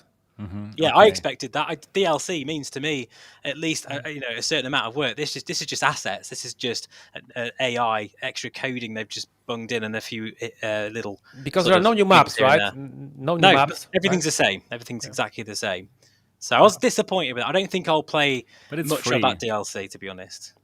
Okay. Yeah, it's free, but it's not a DLC really, to be honest. I don't consider it as one really. Update. Yeah, that would be a better thing. Yeah. Update. An update. Okay. Little update with an new Easter egg. Free update is out there right now. Okay, now we're getting to another upcoming game, and that is more of a game that I probably would enjoy a lot because I'm very much into rhythm games. Now we're going to talk about upcoming games called Unplugged air guitar. And what is this all about? Well, it's a rhythm game based on electric guitar playing or air guitar. And it looks pretty unbelievably amazing. So also here, like in Guitar Hero, where before you had like a plastic guitar in your hand. And by the way, I loved Guitar Hero and everything that came out with it. I think anybody who played Guitar Hero loved it. That was so fun. It just makes you feel like a rock star, totally, right? Even though we were standing in front of our TVs, right, to play that, we still felt like rock stars. Now, this comes out. This is going to come out. It's called Unplugged, and it gives you the feeling of playing the guitar. And also, you got notes coming towards you. And, well, you would play those notes with your fingers. And if I understood it correct, it works with the Oculus Quest hand tracking, which is pretty unbelievably exciting. And some people have tried it already, and I think also here I think Upload VR. I think they tried it, and they loved it. They totally loved it and said like they can't believe how well it works. Wow, this is amazing. Let me just try to play the trailer here. Not sure if you can see it. Aren't you afraid of getting demonetized?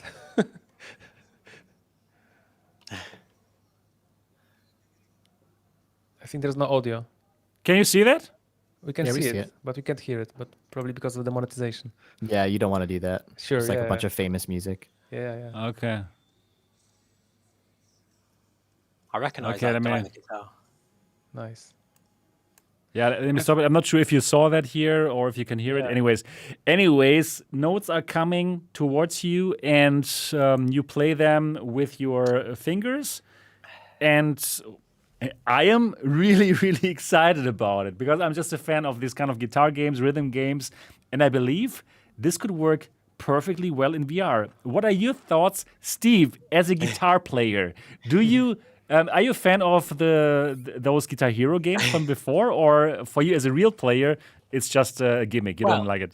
The amount of times my friends have actually tried to get me to do one of these things, it's so funny. And every time, I am so rubbish at them. I actually find playing the guitar in real life is easier than these rhythm games that are really difficult. You've got to be amazing reactions. But actually, there was one particular sort of air guitar type game that was released on one of the consoles that you could actually use a real guitar and it would actually teach you how to play the guitar. Rocksmith. That's the one. I totally have it. I totally bought it. I was trying to think then, what the hell was it? That's the one. Rocksmith. That if I don't know much about this, but because it's got hand tracking, is there a way or is there an option in the game where you can actually learn to play the guitar using the correct? I don't think so, man. For chords? this game, I think this is just arcade. This is just a game. That's a shame, that isn't it? That's a shame because I do feel like I've seen some of these players. And the way they're like moving around with these notes, I think, my God, if you could actually put all those skills that you've learned there into actually playing the guitar, you'd actually be amazing, and you'd be able to do it for real. Right. I think that if you're able to connect with rhythm games and enjoy them, then you are absolutely a musician. There's a musician in you ready to come out. I'm a musician myself. I used to play in bands, and I've got like guitar and banjo and stuff laying around here. And I actually think this game looks a lot of fun. I'm hearing a lot of great things about it. So far, everyone who plays it says it's good. But, me being from the haptics world, that's where I see something that I potentially will have a hard time with, because I disagree haptics with that, by the way. You disagree with it? Oh, finally, we have some action here. Come on, fight. Okay, well then let me explain this first. When you're holding a guitar, there's so much feedback in your hands. You're feeling everything, and like when you're strumming, there's like vibration and there's connection, and you're knowing that you're making contact because you can feel it. If it's air guitar, like when I'm playing Beat Saber, even too, for example, like when you hit a block, it gives you a response. It feels satisfying because it feels different than when you miss. You miss, there's nothing. You hit the block, there's something. You're crushing it. And with this, using hand tracking, there is no way to deliver any haptics to your hands. So your hands are just like floating in the air, and you're not really getting any of that like touch connection to it. So there's a part of me that thinks that might be lacking. Of course, I haven't tried it yet. Oh, we need the haptics integration here. Something. I see where you go with this. I see where you go with this. Exactly. I see, yeah. I was just disagreeing with the thing that I have absolutely zero sort of movement. I can't dance to save my life. These rhythm games, I cannot do them for love of money, literally. Yet my profession, I'm actually a professional sort of musician. That's what I do as a job. Wow. Yet I can't dance. I've got no actual these. When you're having to like move and get the shapes and everything, I can't do that to save my life. I'm absolutely rubbish at it. I find that harder than actually playing a real instrument. But you do play a real instrument already. So what I'm arguing is that if you're good at rhythm games, you can be a musician. That's what I'm saying. Like if you're crushing Beat Saber, you could probably crush a real drum set if you sat down and because it's timing, it's vibes, you're feeling it, you're connected to it. There's this flow state. It's all about that flow state and connection with the music. And I feel the same thing when I'm shredding Beat Saber that I do when I'm playing music with other people and like really jamming. Like there's this flow state connection that happens, and that's the magic of all of this stuff. That's the magic of playing Beat Saber. That's the magic of being a musician, is connecting with it and finding that flow state. Totally love that flow. Since we are already talking about rhythm games, I have to ask about Odica, because this is my favorite rhythm game of all time. Oh man! I must say I really hated it a lot. But then recently I picked it up again and tried again, and now I really enjoyed it. So I think in the very early time of Odica, they didn't make it right. You had to really exactly hit those targets, and then it was just frustrating for me. I didn't get into that flow state at all that Alex just talked about. But now I picked it up recently, played it, and loved it because I got into that flow state now. I'm so glad I didn't have to mute you. You can't even mute me, man. I know. I know. If we were on your Polish show, then you could mute me. I would just mute my PC or something. Yeah. No, I must agree with you. Now it's cool. Now I can really enjoy it a lot. And that game was updated a lot because they had this stupid mechanic when they forced you to keep your aim with I don't know what's the name, what's the English name for it, but they wanted you to aim like that, from your eye, like this, and then. But now you can do like this. Now you can do just like hip firing, because then they would subtract points. Well, and with the rhythm game, you don't want to have to aim and be so precise. You're moving, you're like, oh yeah, I've got this. Your hands are bouncing a little bit, I dance and stuff when I play. Yeah, aiming outside. Same with me. But if you didn't play Odica, give it a chance, because I think it's an amazing game. It has a really it has a really high learning curve. You have to suffer, quotes, for a few hours before you get it into the flow. and you get it. It's the best experience that I had. I'm doing all the songs on expert. And really, very fantastic. It's a great game. However, for me, it's not the best. For me, the best is Pistol Whip. I love Pistol Whip. I totally get into the flow with Pistol Whip. Get this, this cool John Wick vibes. I love it. Anyways, let's talk a bit more about Unplugged. I was just wondering, could it be that people who really can already play a guitar or any other instrument don't feel as excited about these games than people who have no idea about it? I've got a feeling Alex is going to disagree with me here, but yes, all the musicians I know, most of them are gamers. Not one person that I know, and I know a lot of musicians, has ever wanted to try these Guitar Hero things. And I think there's something outside, like the psychology of it, really. The idea of being on stage. Already. Yeah, well, yeah, because gigging musicians, the real thing. We do it all the time, so it's kind of like, I don't know. I feel like there's someone. Everyone wants to be that kind of rock star. Of course, everyone does, including me. Everyone wants to be it, and there's very, very few of us that can actually get to those levels of fame. Yeah, that's why we play those games. There's almost that escapism of that, to be able to imagine you're on stage, and that's great. And I totally get that, and I think that's where the excitement is more so than anything else, really. I do disagree with that. Okay. Yeah, for me, it's like less the feeling of being on stage and stuff, because like I've also been on stage, not like famous or anything, but I've been in front of some pretty large crowds, and that is a magical experience. And when I am playing rhythm games, like I said before, it's about finding the flow state. It's about connecting with the music, with my body and action. I'm moving, I'm jamming with it, I'm connected to it, and I'm vibing. And as a musician, I love rhythm games for that reason. So I would play this. Now, I don't know if I'm like clamoring to play Unplugged or anything, especially because, like I said, I feel like the lack of haptic integration is going to prevent me from like really connecting with it and loving it. But yeah, I think as somebody who plays music, I do disagree. I love rhythm games and will probably play this.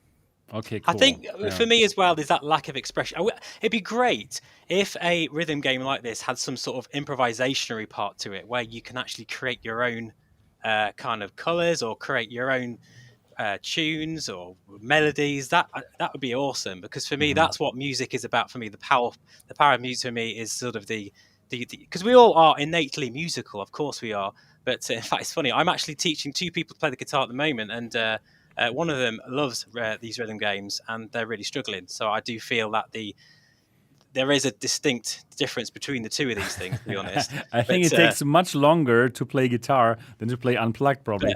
But it would be so cool if there was a way of In fact, a couple of people said in the chat, Tatiana's made a video, so I'm going to have to check that out actually, because she used a real guitar, so that'd be kind of cool. So Onikaze says something here that I think is relevant, and I want to add to it a little bit. He says, when I've seen real musicians play Guitar Hero, direct Guitar Hero, it's because they don't know how to play it. Basically, they know how to play the song on a real guitar, and the game wants you to do something else, so it kind of like conflicts naturally with what you're doing. And to that, I agree entirely on easy, medium, and hard. But if you get the skills that are required to play stuff like Beat Saber or Guitar Hero on Expert or Expert Plus or whatever, and it's a lot happening, it translates. So now it's a translation of the song that makes a lot more sense to you. But if you know you should be strumming and it just like wants you to do like down strums on each thing or something like that, that really does create this weird disconnection, especially for real musicians. But if you can practice and get some skills and play on Expert Plus for if you're playing Beat Saber or the hardest difficulty, real musicians need to play on the hardest difficulty of these games. That's the only way that they're actually going to be able to feel that expression that you're talking about. Okay, that does make lots of sense.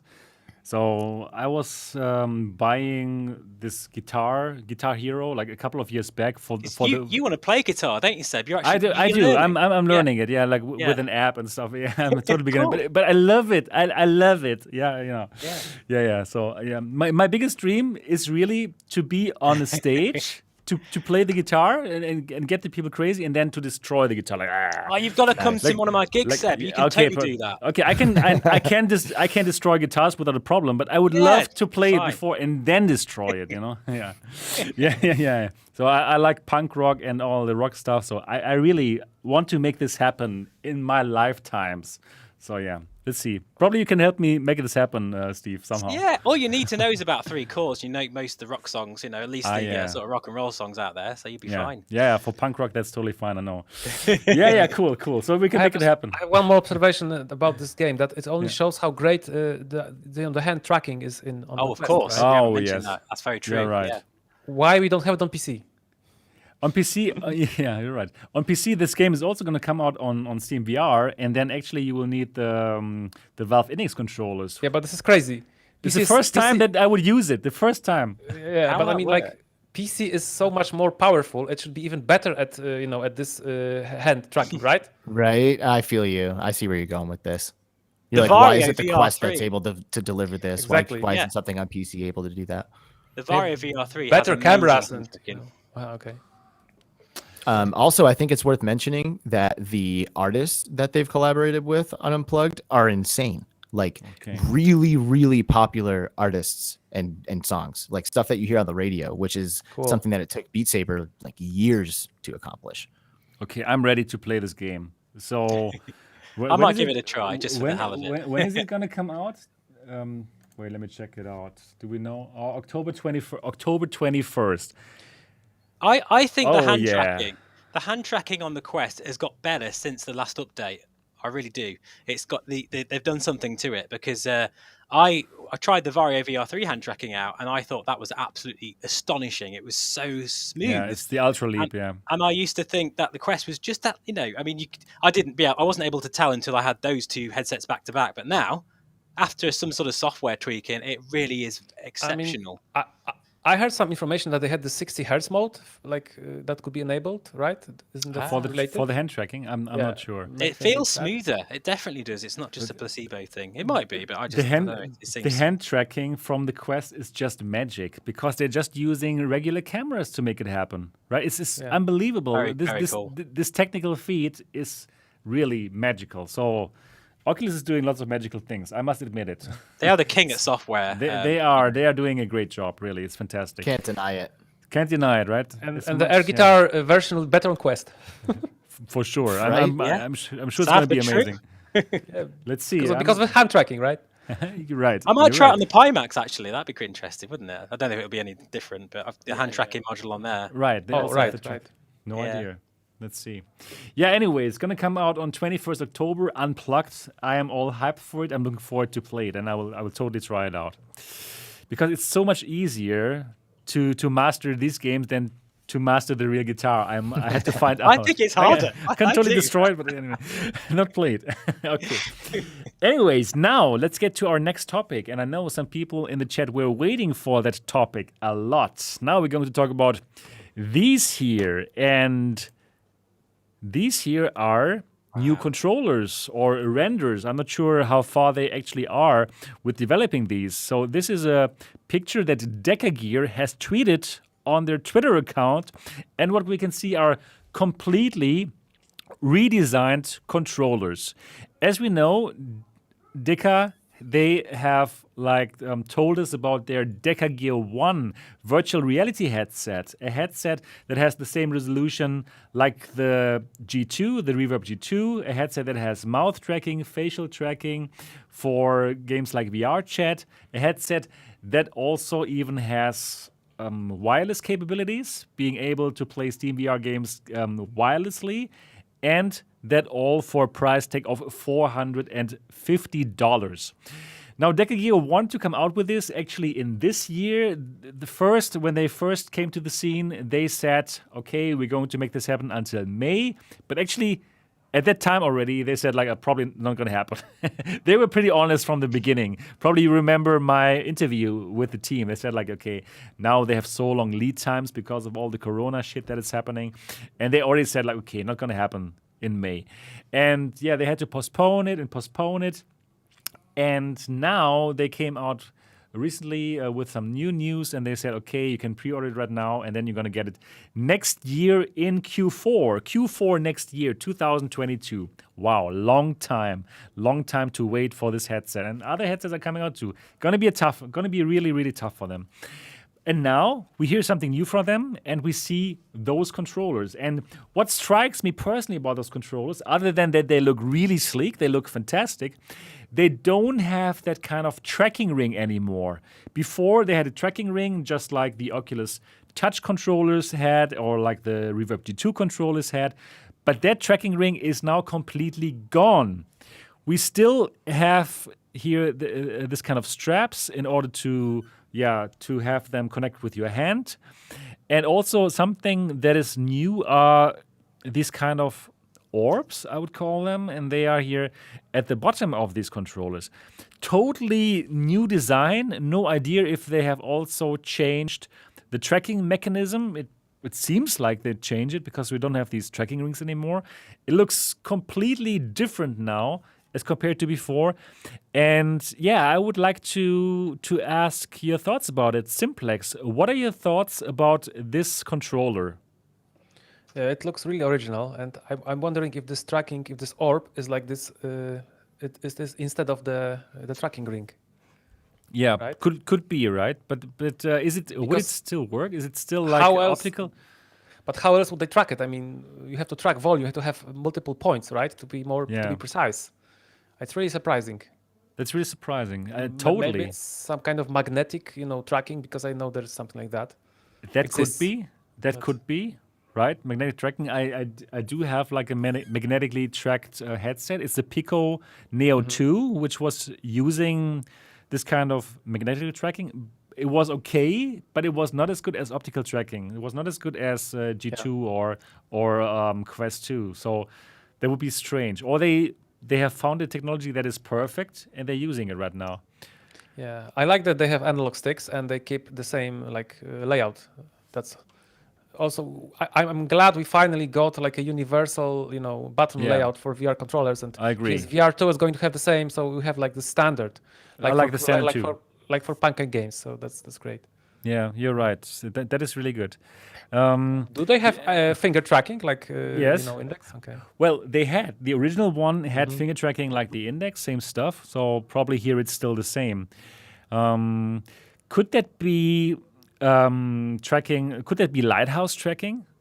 No, I don't think so. I think it's like a dead alley, right? You shouldn't make it, increase complexity again. Who will want to put trackers around your house? I mean, I have them, of course. Screwed to my walls. But we're the hardcore. So yeah, we're the hardcore. You're right. Yeah, probably would be a bad move, especially since they want to fight on that price area, right? The $450 is a great price, even in times of quests. It's still like acceptable, right, to sell a headset for $450. I mean, the truth is that those Lighthouse never cut off, because Valve said that they will have it for free. That everyone who wants to produce them, that's royalty free. The Lighthouse tracking. Yeah, and no one ever did it. Even Pimax, I think they didn't do it, and they're still using HTCs or Index trackers. The base stations. Right, so. Exactly. Yeah, but let's have a closer look at the picture again.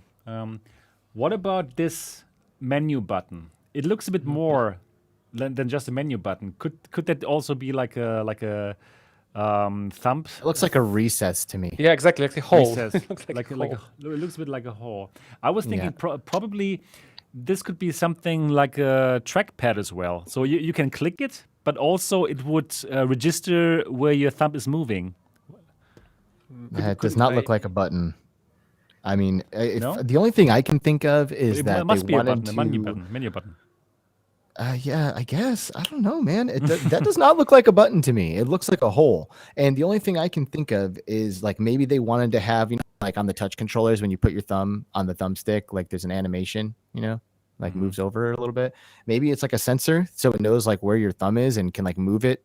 I Like feels like I'm stretching. Like maybe it's a camera, It could be. Like, who knows? Crazy thing. Because your thumb is right over that thing, so it can't be any kind of sensor or anything. Well, it could be. It could be a sensor. I still think it could be like a trackpad that you can just like a trackpad is, right? Just like a small version, but you can also press it. Or maybe it's like a mouse. Roll your thumb over top of it and detect like which direction you're going, and that's exactly what I meant. Probably I couldn't express myself well enough.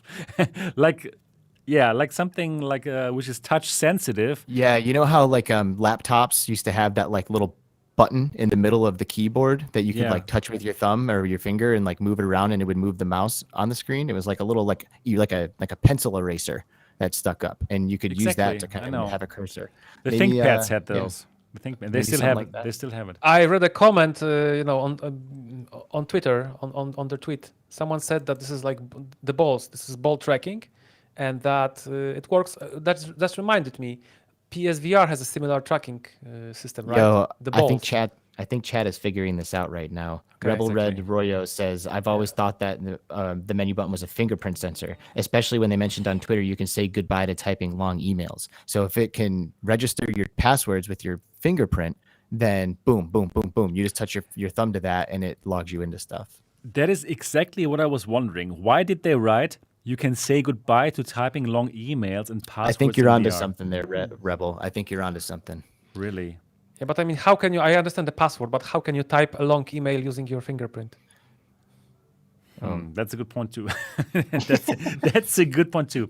You know, when I was reading that, I was thinking, okay, probably you can more easily now like maneuver the mouse in VR because you can simply use your thumb somehow like a mouse. But it makes much more sense that you simply can log in with your thumb completely with email and password. So you set up some software on your computer, and they're good with software. They have already shown that. And yeah, in order to log into different kind of sites, then you will simply click it and then you're good. Yeah. But what would you think about this kind of functionality, Steve? Yeah, I was just thinking, that could this be the first true PC gaming headset with a super high clarity that we've seen with really bespoke controllers that would be great for gaming? Because I'm thinking the Vive Pro 2 and the Vive series, they are gaming headsets, but they're not very good. Let's be honest, they're not very good. Then you got the Reverb G2, great gaming headset, but really tracking issues. Those controllers are just awful. They did make them better. I don't have issues with them because obviously what I do, but I mean for a gamer that would be a problem. And of course, I mean really you got the Quest, which is standalone anyway. Really, so I just feel like these controllers with this new headset, it's quite an exciting prospect. I just hope that they can get it out pretty quick because I'm concerned for them.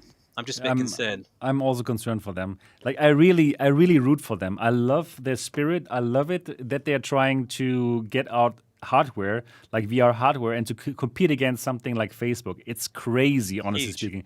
I love it. I love the spirit, the fighting spirit of DecaGear. And I'm just so sad that they have these lead time problems. They could come out with their headset if they had the components, but they're simply not getting them. It's just so sad to see that, because I do believe if they came out now with a $450 device, which is like not Facebook, which is as good as the G2 in terms of visuals, which is wireless, which has these controllers. Oh my I'm gosh. so sure so many people would pay $450. Don't you? What do you think, Alex? I think, like kind of circling these controllers here, 'cause that's kind of how we started with this. I honestly, Steve, I think these are like flight sim controllers. Like if you look at somebody else mentioned this in the comments, but like the ball cocks on the bottom, like to me that looks like an accessory. You're right. It looks like a joystick. So for you can use a flight rig with that, right? Like put one into the boom, put in the other, boom, and you're going. For me, as like if I'm going to be like a competitive gamer, I don't see a grip button. And that is like, oh my, like that. There must be a trigger button the other side of it. Oh, maybe there's a trigger, but I need a grip. I need a grip. I need. You don't like the Valve Index one, up. Nope, the index, I cannot do it. You cannot climb in population 1 on index controllers. I mean, maybe some people out there would say you can. I'm telling you right now, you can't. On Oculus Quest, I can launch myself one-handed while I'm blasted, scaling a building. Impossible with the gripping mechanism. Cannot do it. Because I must agree with you. Like really, in the very beginning, when they tried to sell us the Valve Index controller and said like, hey, you could just grip things like in real, or it sounded so fantastic. It sounded like, okay, cool, I want it. But then when you really had it, it's like a pain in the ass. If you need to grip it the whole time, right? It doesn't work. It's Could it be a few people saying it's just it's actually a grip sensor on that pad there? It could be that. It's a second. I'm not into that. Like, well, obviously, it's not a physical button as such, but perhaps some sort of sensor that senses that you're gripping. Yeah, like in the controller. There must be. And I'm saying that's not good enough. Yeah, that's what I'm also saying. Like the Valve Index one, it's just a pain in the ass. It just reminded me of the grip buttons on the original Vive ones. These were horrible. Like these small ones. Oh, they were so bad. They are the worst. Yes, they would give like cramps. Like they were so bad. Okay, right. But now imagine if you're in a flight sim, right, Steve? Yeah. Like when you grip the yoke, or what do they call it in planes? Yeah, they use spot on. Yeah, yoke or but you grip that thing, and that really that's going to look and feel great because you're holding the thing. You have the animation. Like it's all. I think that would be really good for a flight sim. I do agree with you though. Like a physical button, you need to have that. If it was a sensor, you'd end up like doing it by accident, or if you're, because sometimes I do grip the controllers if I'm in a tense situation, and then I suddenly end up doing something I don't want to happen. You should be able to independently grip it without triggering the grip, response, and then have a button that would make it go when you want it to go. Mm-hmm. So it was already invented. We already have it. So just keep it. Well, and like for me with the index controllers, like if I'm in a really intense situation, like my hands are gonna be clammy, like sweaty. There's gonna be a ton of moisture, and I might be gripping that controller as hard as I can, but there's still issues. It's like still dropping weapons. It's still not giving me an immersive experience. I'm too busy worrying about what the hell is going on with my hands, right? And I can't be thinking about that. Give us a grip button, dear VR companies. Give us a real grip button. I think we've learned this now. And thumbsticks. Yeah, of course, of course, we want thumbsticks. Why would I want to have this kind of trackpad? It doesn't work, in my opinion. It doesn't make sense. I'm hoping that these new Pimax controllers that right now there's the swords that have trackpads. I guess there's some coming that have the thumbsticks on them. I hope so too. I'm praying that these Pimax controllers are the ones that I've been waiting for, because at the moment I don't feel like I have like a complete, legit, perfect VR situation. I'm always like sacrificing something based that I'm using, Yeah, right. Somebody loves my beer display. That's great. Thank you. Here, I need one. Isn't that beautiful? Yeah, celebrating my adult beverage here with all of you. Was it you Alex that said your favorite controllers are the CV1 controllers? I didn't say that. I said it. Oh, it was you. Sorry. Yeah, I totally agree with you on that.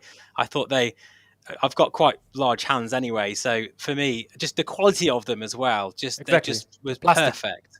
Yeah, and the Quest 2 reminds me a little bit of those, but obviously like a cheaper version. Exactly, and you haven't even had those because of the camera tracking. You had like guards for your hands. Yes, the wall. Yeah. Oh, the amount of times, and they were tough. Man. I mean, the amount of times I whacked them again. Yeah. Undestructible. True. The Rift S controllers, my God, people breaking them left, right, and center when they first came out. Yeah. The rings would break like. Yeah. Oh, they were so plasticky on those. Yeah, right. Yeah, so they look comfortable. I mean, I can imagine they look great. I mean, they look really good. They look really good. But we just have to find out what is this for. Is this here really a fingerprint reader? Like, honestly, I can't imagine how this could be of any use for me, because I really seldom would use first of all VR to enter my credentials into anything, because you don't have to do that so often. For some, probably you have to, but very seldom, right? Or do you have any kind of use case if this really was a fingerprint reader? What kind of camera? What kind of use case would that be? I don't know. I mean, like you said, you don't enter credentials often when you have a headset on. It's pretty rare, I mean, it's not like your phone. I use the fingerprint sensor on my phone On my phone, yes, of course. All the time. PayPal and all these banking things. It's good. perfect. Yeah. It's so good. So I mean, maybe they'll have a reason. Maybe there's some reasons coming for us to have to enter credentials more often. New things, new plans. Maybe something that's supposed to be integrated for. Maybe they've got a cool new game or IP coming that could be takes advantage of it. We don't know. Yeah, you're right. Being a little hopeful here, a little optimistic. Yeah. Exactly. Yeah. Well, I hope they come up with something great. But in general, their hardware is well thought through so far. But just we have not really seen enough of it, right? I would love to look through their headset, just like they have these lead time problems. So, what are your thoughts, Alex? Do you think they still have a chance? Do you think people will wait until next year in Q4 for this headset, or when this comes out in Q4? Does it have will it stand a chance against PSVR 2, against Quest 2 Pro or whatever's on the market right then? I don't think so. Honestly, I doubt it. I think PSVR 2 is going to dominate. When that shit comes out, huge, it is going to be massive. In the meantime, Quest is going to be as big as it is, and it's going to continue to grow in popularity. Right. DecaMove, if they don't have like a way to get the games on there, and if it comes out with anything other than stellar reviews, they're going to be in trouble. And if they don't have the resources that all these other companies have to make sure that their shit is going out perfect every single time, then that's not going to be the case. Somebody's going to get the headset, maybe MRTV. He's going to try it on. He's going to be like, yeah, it's good, but it ain't the Quest 2. And that's all anybody needs to hear. They're not going to go and spend extra, unless you're like ultra anti-Facebook, which we try to inform people. We always tell people the dangers of, the Facebook login and all of that stuff, but at the end of the day, people don't give a shit. They're just going to take Unfortunately, you're right, Alex. Unfortunately, that's the case. Yeah, agreed. Totally agreed. Yeah. I also... You're restraining yourself there, Seb. I can see you're restraining. No, but I for me, the Facebook thing, right? I think it's amazing that this wouldn't have Facebook. That's a big plus for lots of people here, especially in Germany, where we can't even buy the Quest 2 because of those reasons, right? But I also think it's a tough call. I wish them all the best. I totally root for them. Yes, I want them to be amazing. I totally root for them. And everything looks good. And I'm so sad for them that they have to struggle. How they are struggling right now because of lead time things, because they are a startup. They don't have the market power like an Apple has or like a Facebook has, right? They can simply buy all the components of the market, and then companies like Deca have no chance. And I think it sucks. So I really absolutely root for them, and I can't wait to try their devices. But I also think can't be inferior. It's just so tough. If it's inferior at all, it will fail. You're right. It cannot be inferior. It has to be at least a side grade. Yeah, right. Exactly. And then it's still tough because you don't have this amazing ecosystem of games as the Quest has, right? True. With so many exclusive, everything must be on Quest, right? So yeah. I know. And Facebook's buying all like the best titles. They're buying all these games. Exactly. Yeah. Anyways, I'm absolutely rooting for you, DecaGear, if you're watching this, and I think take your time, guys. The community, there is goodwill from this community towards companies like Megadodo, like here, who are making this DecaGear, right? So I believe they have a chance if they have a great product, if they have a Kickstarter, people will buy it, and I can just hope that they will be able to come out with hardware. And they're reminding us too that it's going to be a Steam VR headset, so it will have access. Yeah, right. There will be lots of games, absolutely, for sure. So that should be. The only thing is, I think there's been not many headsets released for the PC side for a while, and exactly something like this would be a huge deal for the likes of me, really. So I do feel that there is a chance there for them, but as I say, I'm concerned about obviously the issues they're having and the fact that it could become out of date before it gets here, really, because VR is moving at such a fast pace now. That I'm a bit worried about that side of things for them. But and of course, I'm interested in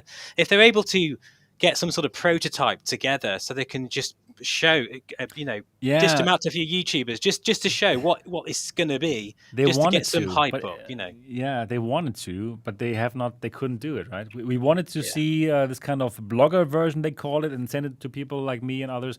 Yeah, but we haven't received it yet, right? So it's if really it's good, everyone will scream it from the rooftops. Like that's what I'm getting at. Like if it is Same here. good, it will be good. It just has to be good. They can't put out something that they know is inferior, or no one's gonna fall for it, and no one's gonna buy it. Like Right. HTC, HTC put out multiple headsets that are just simply inferior, and everyone knows it, so they don't sell. So why do you think suddenly we see that new controller? Do you think it's probably they also see themselves, hey, probably in Q4 2022, it's too late with the specs that they had for the DecaGear 1, and now they are kind of like pivoting, trying to come up with something new, which again will be better than what's on the market? Or do you think they will stick to that headset and just change the controllers? Simplex, what are your thoughts on that one? I don't think they will be able to release the exact same headset 1 year later. Yeah, okay. I mean, it sounds almost implausible because Yeah. the market will move, right? We'll get PSVR 2 and things like that. So was it officially delayed? Well, yes, I thought it was delayed, absolutely. And it was on their pre-order page, which said Q4 2022. So I think the current website is a bit outdated. I think they didn't update that. I read that recently. But anyways, we are going to hear more from DecaGear. That's what they wrote on Twitter. Because the page, the official page, it says first batch shipping Q4 2021. Yes. Still. I also read that. Exactly. So why are we saying it's 1 year later? It's almost now. I'm just confused. Yeah, because actually recently you could pre-order the device, and on that website, when you could pre-order, it said Q4 2022. Okay. You're right, or it said Q3 2022. Green 04 said. Anyways, the thing is, there's too many things that we don't know, so we need to hear from DecaGear now. So, dear DecaGear, you're super welcome to come onto this show and give us all the information. I'm inviting you here right now. So we all would be like so happy if one of you could come to the show and just give us all the details. Just tell us everything. Wouldn't that be so nice if like images like these controllers came out and they're like, oh, by the way, here's everything. And they just like list it, like tell us, like what are the plans? Like, you're showing us an image of it, like tell us what that stupid hole is. You so know we what? don't have to sit here and ask maybe Right. if they are Steam VR compatible, then maybe somehow they will be able to work with other headsets, those controllers, and they will just sell them separately if they cannot deliver the. I do imagine that. Like I imagine Simmers being able to scoop them up and boom, drop them into a thing and just go. Who knows? something. Yeah, we need to know from them, and hopefully we are going to hear more from them. I think we will, because now we're just speculating, but we really need to know what's going on. You should also ask Gaben where is Index 2. Yeah, okay, I'm going to ask him too. Do that. Gaben, if you want to come here, you're totally welcome to be on the show. Yeah. Okay, so now we're getting to our final topic, and it's a huge one. So we have heard about some Quest 2 Pro rumors, and actually some pictures have come out yesterday, and these pictures show something that look like Quest controllers, but without a tracking ring. Instead, we can see cameras on that controller, and Facebook loves cameras. So that kind of makes sense to me. That does make sense to me. Anyways, other than that, probably these are the Quest 2 Pro controllers. And we've also, first of all, we've seen those pictures leak on a Facebook Workplace video conference. That's what we see here. So somebody who's also working at Facebook probably took these pictures while in a conference talking about these prototypes. Yeah, good luck for your job, dear I leaker. know, imagine the sweat. Yeah, exactly. This guy who made this picture. Okay. Anyways, yeah, well, so we see this controller here. It does look like the Quest controller, but without the tracking ring, and it does have these cameras here, which means that the controller would most probably track itself, which is good, because then it would also track itself when it's behind your back, for example, when it's not in the range of these 4 Quest cameras. But battery life.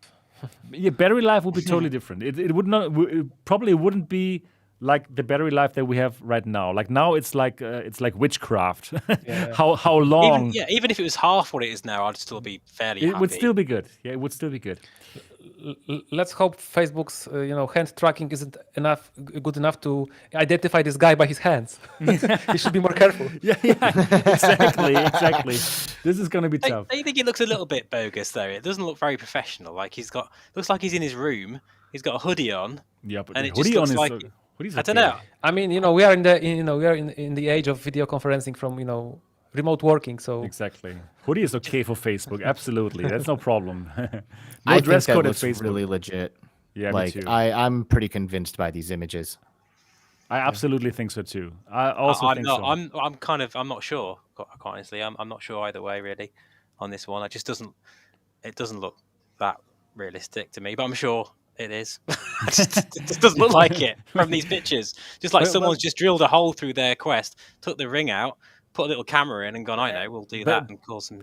But why would somebody do that? I've no idea.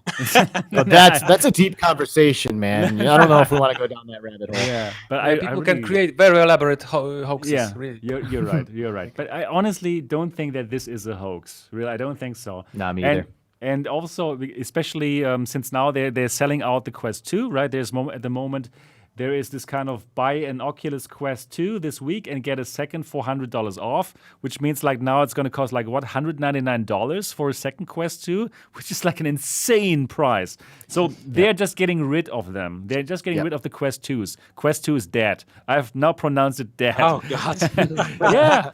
Yeah. Come on, they're selling out those headsets because the Quest 2 Pro it's gonna come out. They promised there will be no new Quest this year, but this year is almost over, right? So yeah, exactly. So January 1st. January 1st, Quest 2 Pro. It's all here. Right, exactly. Anyway, so for me, in my opinion, this looks legit. With this kind of tracking, with cameras being in the controller, they would solve lots of problems. They would solve the problem of your controllers being out of the camera range.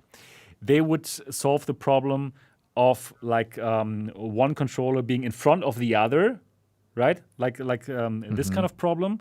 Yeah, it makes all sense. So basically, what you're getting here is most probably perfect tracking. I really believe that this tracking is going to be as good as Lighthouse tracking, because even the tracking that we have now on the Quest 2 and even on the Quest 1 is really good. Right? The only problem basically is this kind of getting out of the tracking area, or like one controller being in front of the other and therefore not tracking well. And all these problems would be solved with this kind of tracking. And for me, it makes total sense. Well, I've got a question because I love Beat Saber, and I play hard. I play an Expert Plus, and when I'm playing, I am ripping these things. If I was going to connect my phone to my wrist and record it, and then watch that footage of my arms flailing around, it would be like insane. It would be like a blurry mess. Like, how the hell are these cameras going to accurately track the intensity of like Beat Saber movement? I think they are supposed to be 120 FPS cameras. That would explain it. That would be that would be good. And then, in order to get their position from the headset, because that's also the important part, right? Like the position as compared to the headset, it seems like that there is some kind of laser being emitted from the Quest 2 Pro, and these cameras could somehow pick this up and therefore calculate their relative position to the headset. This totally makes sense, because then it would be like a lighthouse. Yeah, exactly. Yeah, the headset becomes a lighthouse. Exactly, the headset becomes a lighthouse. Isn't that pretty amazing? So, oh my God, I already like the technology behind this. Let me read a bit from this Upload article, because not only did these pictures leak, but also specs. Let me read this. On Wednesday, Reddit user Samulia posted purported low-resolution renders of Oculus Secret controllers. Exactly, these controllers that you hear. At the time, we didn't think much of it because moderate, blah, blah, blah, blah, blah, blah. Let me go through the part that's important. Wait. Blah, blah. Okay, now we're talking about the display. The display is allegedly a dual-cell LCD from BOE with the same resolution as Quest 2, but an advanced backlight with pixel-level control, enabling OLED-like black levels without OLED's black smear or manufacturability issues. Big point. So basically, what you're having here is something like the mini LED technology that is in iPad Pros, which means it's not LCD. LCD, the problem is you have backlight for the whole panel. So you can never have perfect blacks. But with this mini LED technology, what you can actually do, you can turn on the backlight only for those pixels where you need it. Let's say you have a black screen and like a red ball. Then only the part with the red ball, the backlighting will shine. And this technology makes for perfect blacks, and it's called mini LED. And exactly that technology seems to be in this Quest 2 Pro, which would be incredibly amazing, because then you have all the positives from LCD, right, as in no black smear, but also all the positives from OLED, as in real blacks. What do you think about that? Sounds amazing. Sounds fantastic. It's been something that has been missing from the VR headsets for a very long time, isn't it? We need to get back to those beautiful colors again, those beautiful blacks. It's a weird thing. Once you've experienced it, you really do truly miss it, and it's if this sounds like a very good compromise solution. It seems like the perfect deal. No smearing, but OLED walk blacks. into a dark room, without those perfect blacks, and you're in a VR game, and you're just seeing that like gray, I feel like I'm looking at a TV screen almost. Right. Like I feel like I'm playing a game, but if you can really get black and like make it dark in there when I enter a dark space, it really will heighten the experience quite a bit. Exactly. What do you think about this Simplex, this kind of technology where you have like the best from LCD and the best from OLED into one thing? Well, I want to see it. I mean, I've never heard of it. Okay. Like dual cell LCD, I've never heard of it. But I read it further. Check mini LED. Yeah, I heard Look for about iPhone mini LED. Okay, you know this. Yeah? This is the same thing. There is also micro LED coming, I think, which is going to be even better. Okay. But I read that this controllers are supposed to have fingerprint sensors. What a surprise! What? Fingerprint sensors in that article. I read it. For you. Okay, I'm going to keep on reading. Spoiler. Oh no, I was just about to read it. No, let me keep on reading this article. Don't mute me. Please. Yeah, okay. There are allegedly 3 sensors on the exterior of the headset: a 4K 120 FPS RGB camera for color pass-through. Oh my goodness! Yes, we need that so badly. This is exactly what Stan LaRocque said. Stan, the CEO of Lynx, when he was here on the podcast, he said, you know what, the Quest 2 Pro will probably have color pass-through, just like their Lynx headset, right? In order to make for better AR. It's a no-brainer. This makes so much sense. What are your thoughts, Alex? I think AR is the only thing that excites me about that. I don't know about you guys, but I actually like never use pass-through for like its intended purpose. They like show you like walking out of your play space to grab a drink and shit like that. Like I never ever use pass-through for that. The only thing I use it for is drawing my Guardian. So I guess you could make drawing my Guardian cooler. At the end of the day, like AR in the headset will be experimental. It'll be fun. It might be, cool to mess around with here and there, but until you're like using real AR, it's going to feel a little strange, right? Like you still have a VR headset on. You're like looking at a video of your room, and it's not quite the room. So, it doesn't excite me that much, if I'm honest. I suppose, would it be quite cool? I'm trying to think from my geeky perspective, like nerdy perspective, like if I'm flying and I want to have part of the pass through on a certain like tracking a certain thing, like a keyboard or something. Exactly. If it's color, exactly like this. This mixed reality is so good. Yeah, I totally get it from that point of view. That's when I would probably want the full color pass through. But I must admit, I agree with Alex that generally speaking, most of the time for the Quest, that is, I literally just draw my boundary and then trip over a dog, and that's about it really for me. Yeah, but only it's poor quality. But what is better? Exactly, because even with this poor quality, I'm not sure if you have checked out workrooms, Facebook workrooms, or the Horizon workrooms. Yes, it is amazing when you put yes, it's incredible. Right. They have this kind of mixed cool. reality when you can like turn it on, and then just the area of your keyboard is passed through. You see your real keyboard in this black and white because that was a the special quality moment is not when so I good. tried that. It's I was pretty. like, It's oh my magic, gosh. right? Yeah, it was but then imagine it with a really good RGB camera. And all the kind of cool AR things that we don't do now because the black and white of the Quest is still not good. Now we can do it with this. And well, this is something that the Lynx headset can do right now already, right? That's what's going to be hopefully on Kickstarter really soon. So it makes sense that Facebook is totally going for AR because on the long run they will want an AR headset as well, right? So. I think AR might end up. I mean, I don't know. I love VR, but I think AR will end up being like the thing. You know? Yeah, of course. It's gonna be bigger. Replace our smartphones. That's it. It will. It will, and it's going to touch people's lives. VR for us gamers and stuff, yes, but for the general public, AR is going to touch their lives. Totally. And So Facebook is doing a first important step, in the AR play. I think. Of course, and I get that, huge and I respect that. But for me, like, what am I going to do with that? There's nothing I can do with that. Because right now we do games. Exactly, and also other things. We don't know. We don't have the great app right now. But once the amazing app is right there, I'm sure you will see. But it may be something we can't even imagine now, and then we'll get it, and we'll think, how could we have not, think of it before? Like that would be awesome. This genius thing.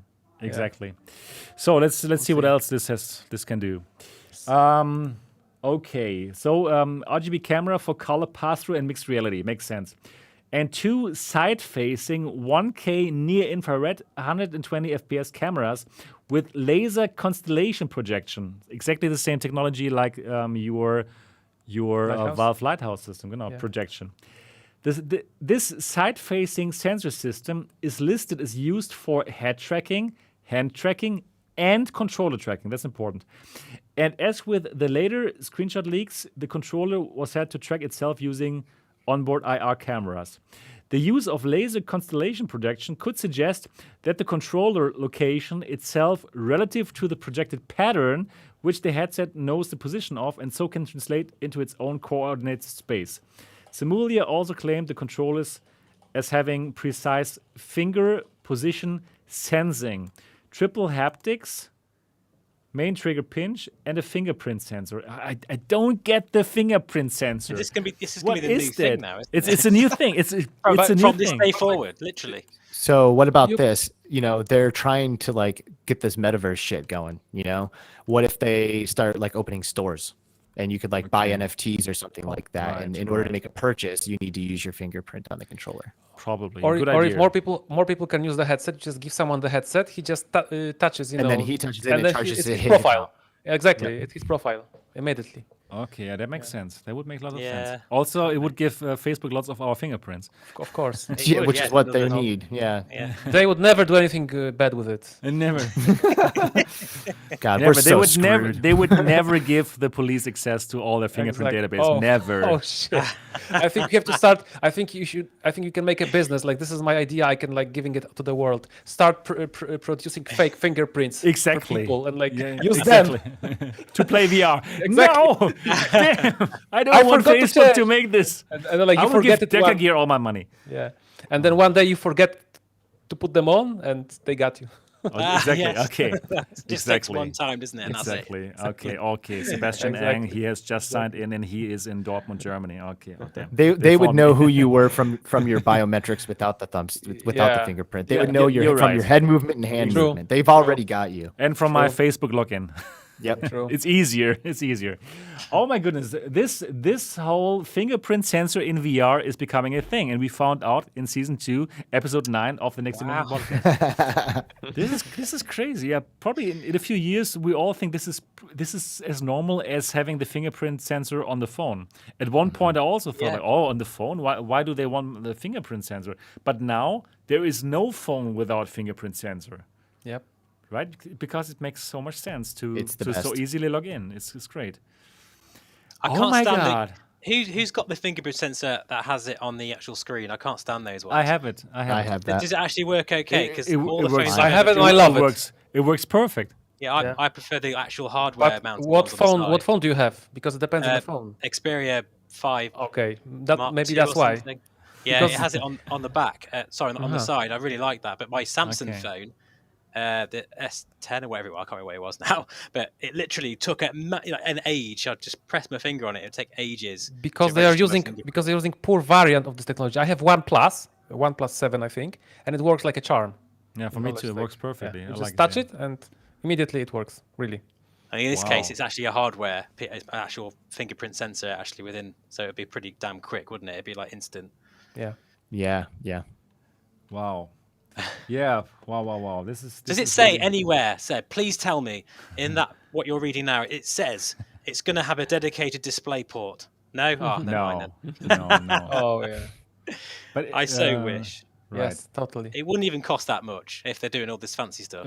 And did you already discuss previously this earlier leak from like September 13th when someone found those messages in the firmware? Like, yeah, we found. Yeah, right. okay, We did. yeah. Yeah. Follow the target with your gaze, like so eye tracking confirmed, things like that. Yeah. Did we just read this also has eye tracking? Right. That's what I wanted to say because there was a Right. previous leak. Exactly. from Previously, but not in this leak, right? There was Yes. no.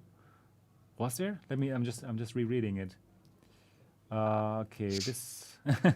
No, we only heard now about the trackers outside now for the Yeah, tracking.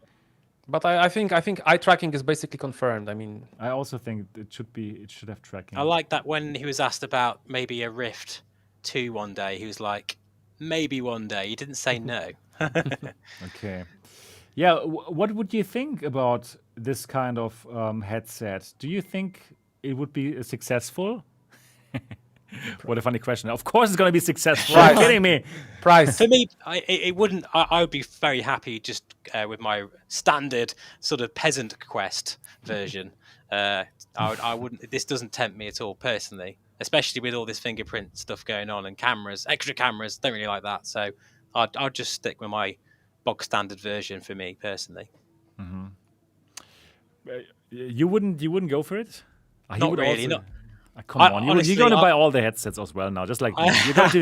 You're on this podcast now. Yes, you're on. Yeah, I you would get say. everything. It's You like have a to get prerequisite. You have to buy everything. No, I don't think I'll ever buy another. Well, no, I don't think. I want a Oculus PC VR headset. I know it's never going to happen, or it might happen one day, but perhaps something of a better hybrid than what we have right now. Airlink is actually working brilliantly now. Anyway, It works very well. But then I think, well, how better would it work then if it was just proper? If you had that option to HDMI into your computer, with the software the way it is now. They are absolutely leaps and bounds ahead of anything else. I just wish that there's a segment that they're completely missing out on. Like a lot of PC VR is still alive. I think it's still alive anyway, and I think a lot of people would appreciate that ability to be able to use it as a proper PC VR headset as well. If it had that, I wouldn't care about any of the other stuff. I would just buy it straight away. But too few people need that. It's a minority. No, you're right. It's a We are sad niche. minority. We are a sad niche. We are. Sadly. But Well, and at I least think- they sharpened the image, right? They sharpened the image in the link, didn't they? They did. Yeah, they did. Yes, With the they've update done it, yeah. 33. Well, it's still a developer thing. You've got to put it, switch it on in the Oculus debug tool, but exactly. it's getting there. It's very good, actually. So at this point, Simplex really hit the nail on the head when he's like price, because that really is going to determine where this lands and how popular it is and who buys it and all that stuff. I kind of have a theory, if I may, Yeah, you may. because they're doing the sale right now, right? Trying to clear out all these Quest 2s, trying to give you $100 off of it at its current price point at the 128 gigabyte model. I have a theory that this Quest Pro will have two versions, just like all the other Quests have had, one with a smaller amount of storage and one with a greater amount of storage. I think that they will sell the Quest Pro with a smaller amount of storage for the price that they're currently selling the Quest 2 256. And then they'll have like their 256 version of the Pro at a premium price that we haven't seen yet. Right. That makes total sense. How much is it? Like it's $399, the 256 version? Yeah. But you know what I So think? I mean, $399 for like a 64 gig or It would be The a super price, a fantastic price. I think if you name your product Pro, you want to have a higher price. Okay, but also you must think about Facebook's strategy. It's just like getting those out to people, getting people into the ecosystem. But they could make so many other names, right? I mean, you're right. But we don't know yet about. I hope I'm wrong, but if I was Facebook and I wanted to increase the price, I would call it Pro, because Pro is for professionals, prosumers. Prosumers pay more, right? You are right. Yeah, you're right. But on the long run, they will make more money out of your data. And if this has like an eye tracking device, they don't even need to sell this for 500. They will want to sell it for 300, so that more people have the version with eye tracking, because out of this eye tracking, they will make so much money. Right, it's just perfect for their actual business model. So and like we know the differences, us enthusiasts, we know the differences, but these people do not. Like the public does not, and that's who they're trying to get into these headsets right now. And all they care about is the price. They're like, oh, it's virtual reality, $300 sold. Exactly 300. The price makes sense for them. So I don't think they're going to go too far beyond what we've already seen. I think we're going to see something that's very similar to the $256 price for the lower model, and then maybe a $500 or $600 version. That's maybe. I think it'll be more. Maybe some people not a lot more, but it will. It won't make any sense. No. Anything that has the price. No one's going to buy it. No one will buy it. Prosumers will. No, but not enough, because Facebook is really targeting the mass market. And if they already come have out the now Quest 2, though. with That's the not going 500, anywhere. if they are selling a $500 device, it's too expensive. They need to get more. So I also agree with Alex. I think actually $399 is probably already expensive for the mass market. And what they're doing is there's oh, did I lose you guys? No, we're still here. We can hear you. Okay. All right, cool. So what they're doing is they're silently eliminating pain points. Like there are all these pain points that exist on the Quest, like Sebastian was talking about. Like if you lose your tracking when your hand goes behind your back, like that's something that they need to fix. But they can't just be like announcing all of these pain points that existed on the Quest 2 before. So I think they're just going to be putting out fires as much as they can silently and solving all of like the objections that people will come up with every time they talk about virtual reality. Yeah, right. I totally agreed. So this can't be like a $500, $600 device for some. Quest 2 is not dead. People. It's literally, it's going to be in continuation, in complementing. Yeah, I think so too. I agree with Alex. But you know what? I think they're going to get the price even lower of the original Quest 2 that we're seeing right now. So they're starting this right now. Buy a second Quest 2 and $199. Wow, incredible. But how about that? They introduced this Quest 2 Pro right now, and I agree, probably it's going to be about $399, but probably even $299 for the low model, and just putting $100 off the prices of the other of the original Quest 2. And the Quest 2, the one that we use now, for $199 is an impulse buy. It's just like everybody needs to buy that. It's so cheap. It's a gateway drug. It's a gateway drug. I think they're going for something like this. Make the original Quest 2 even cheaper, like what they started right now. Once that Quest 2 Pro comes to the market, and then Quest 2 Pro, I don't know, probably $350, $349. That would be a magic price for this device, I think. The only thing that can complicate it is the chip shortage, right? So. But not for them. I don't think they have it, because they are the ones who are making the chip shortage, because they are buying all the chips. Yes. No, really, because they have the power. Just like Apple. Yeah. They are buying the things, right? So wow. So I'm wondering what our viewers are thinking. What do you think? Can you do a poll, Seb? Are you able to do that? Actually, I don't have it open right now, the YouTube one. I'm just going to ask here into the round here, not us, to the people who are watching this right now. What do you think? How expensive is the entry-level Quest 2 Pro going to be priced at? The entry-level Quest 2 Pro, the one with the if there are several ones, the one with the least amount of memory, probably 128 gigabyte or what. How expensive is the Quest 2 Pro entry level going to be? Please do let us know in the chat. Simplex thinks $399. Simplex. Who's this guy? $599, no, too expensive, Platzada. I really think. Okay, $499, $449, $499, $399. That's you, Flight Sim guy. Stargazer, $299. Okay, yeah, $299. Wow, that would be like wow. I also somehow have the feeling they could make it happen. $299, really. Yeah, Because I'm thinking that. Wow, Right, really right. that cheap? yeah, My because God. honestly, I don't think actually that the cameras are so expensive. The cameras on the controllers won't be so expensive. They're going to use the same XR2 chipset, right? The stuff isn't much more expensive, and probably even for that LCD panel with a better lighting system. I also don't think it's going to be so right. expensive. Sorry, what Silver said there. You're so right. If it's so cheap to put a display port on that, it doesn't even compared to everything else. But they don't care about those. would. Is They- it they cheaper? don't Is care. it cheaper than putting a better microphone in the Yeah, that's interesting. Exactly. Okay, it's all not right, That would logic. be it. It's then. not I would priced. sell. Yeah. I wouldn't need any other I mean, headset. I'm I'd just totally use with you, this. Steve. I mean, I hope Yeah. we can make a fan club, but totally Yes, with you. let's. Also, something that we don't Petition us really to have any to are some of the politics that go behind some of these decisions, right? Like sometimes someone's in bed with someone, and that's the reason why something happens. It's not You're because right. it's the best option. It's because I have a share of that. So guess what, everybody? We're using that. Yeah, People do right. that kind of shit all the time, especially big important Especially people with cameras lots of money. involved. Yeah. But I mean, about the price still, we read about so many fantastic technologies in this headset. Cameras in the in the controllers, pass-through You're cameras, sensors. Like it's going to cost. I mean, You're right. It's going to Yeah, cost more, but well, they are subsidizing headsets. They've done it before, and it would make Yes. so much sense to subsidize getting eye-tracked headsets Dude, into the the hands of gaze- people. It's just That pure gaze money. is so valuable. It's so valuable. It's honestly speaking, it's just like a treasure trove of data.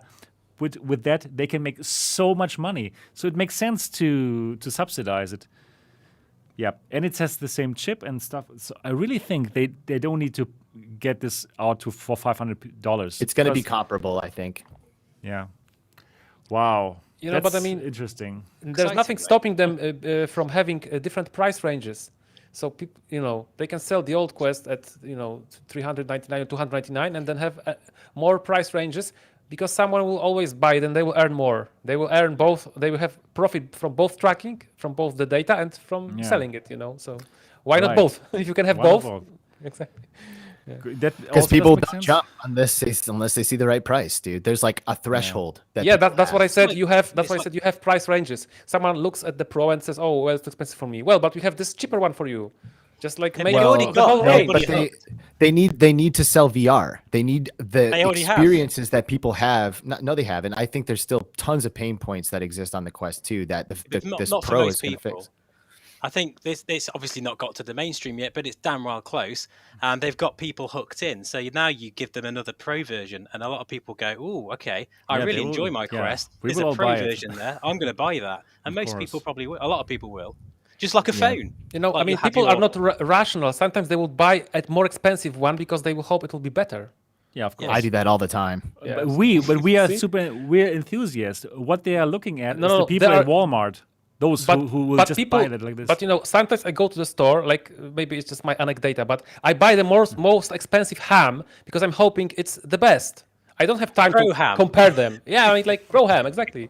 Just if it's the Ham most Pro. expensive ham in the store, I mean like of course not like yeah, crazy but this is- expensive. I totally get I it. buy it.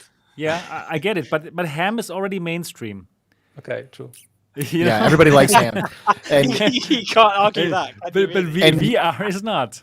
Okay. to Steve's point, is like definitely people do mainstream. have their minds blown by the Quest 2. I will give you that, but there are still so many pain points that keep them from putting that headset back on. Maybe they think put it there on, is they no- love it, they buy it, but do Absolutely. they stay in VR? Like they're trying to get people to stay in VR, and I think they're going to silently put out these fires because people have insanely unrealistic expectations of this technology already, especially people who are not enthusiasts. You call it VR, I swear people expect it to be like Total Recall, and they're like, Yeah. impressed sometimes by what these amazing people are creating, and they need to impress these people who are really, really hard to impress, and they don't care about any of that stuff. They just want it to work. That is the only thing they care about. That's right. That's right.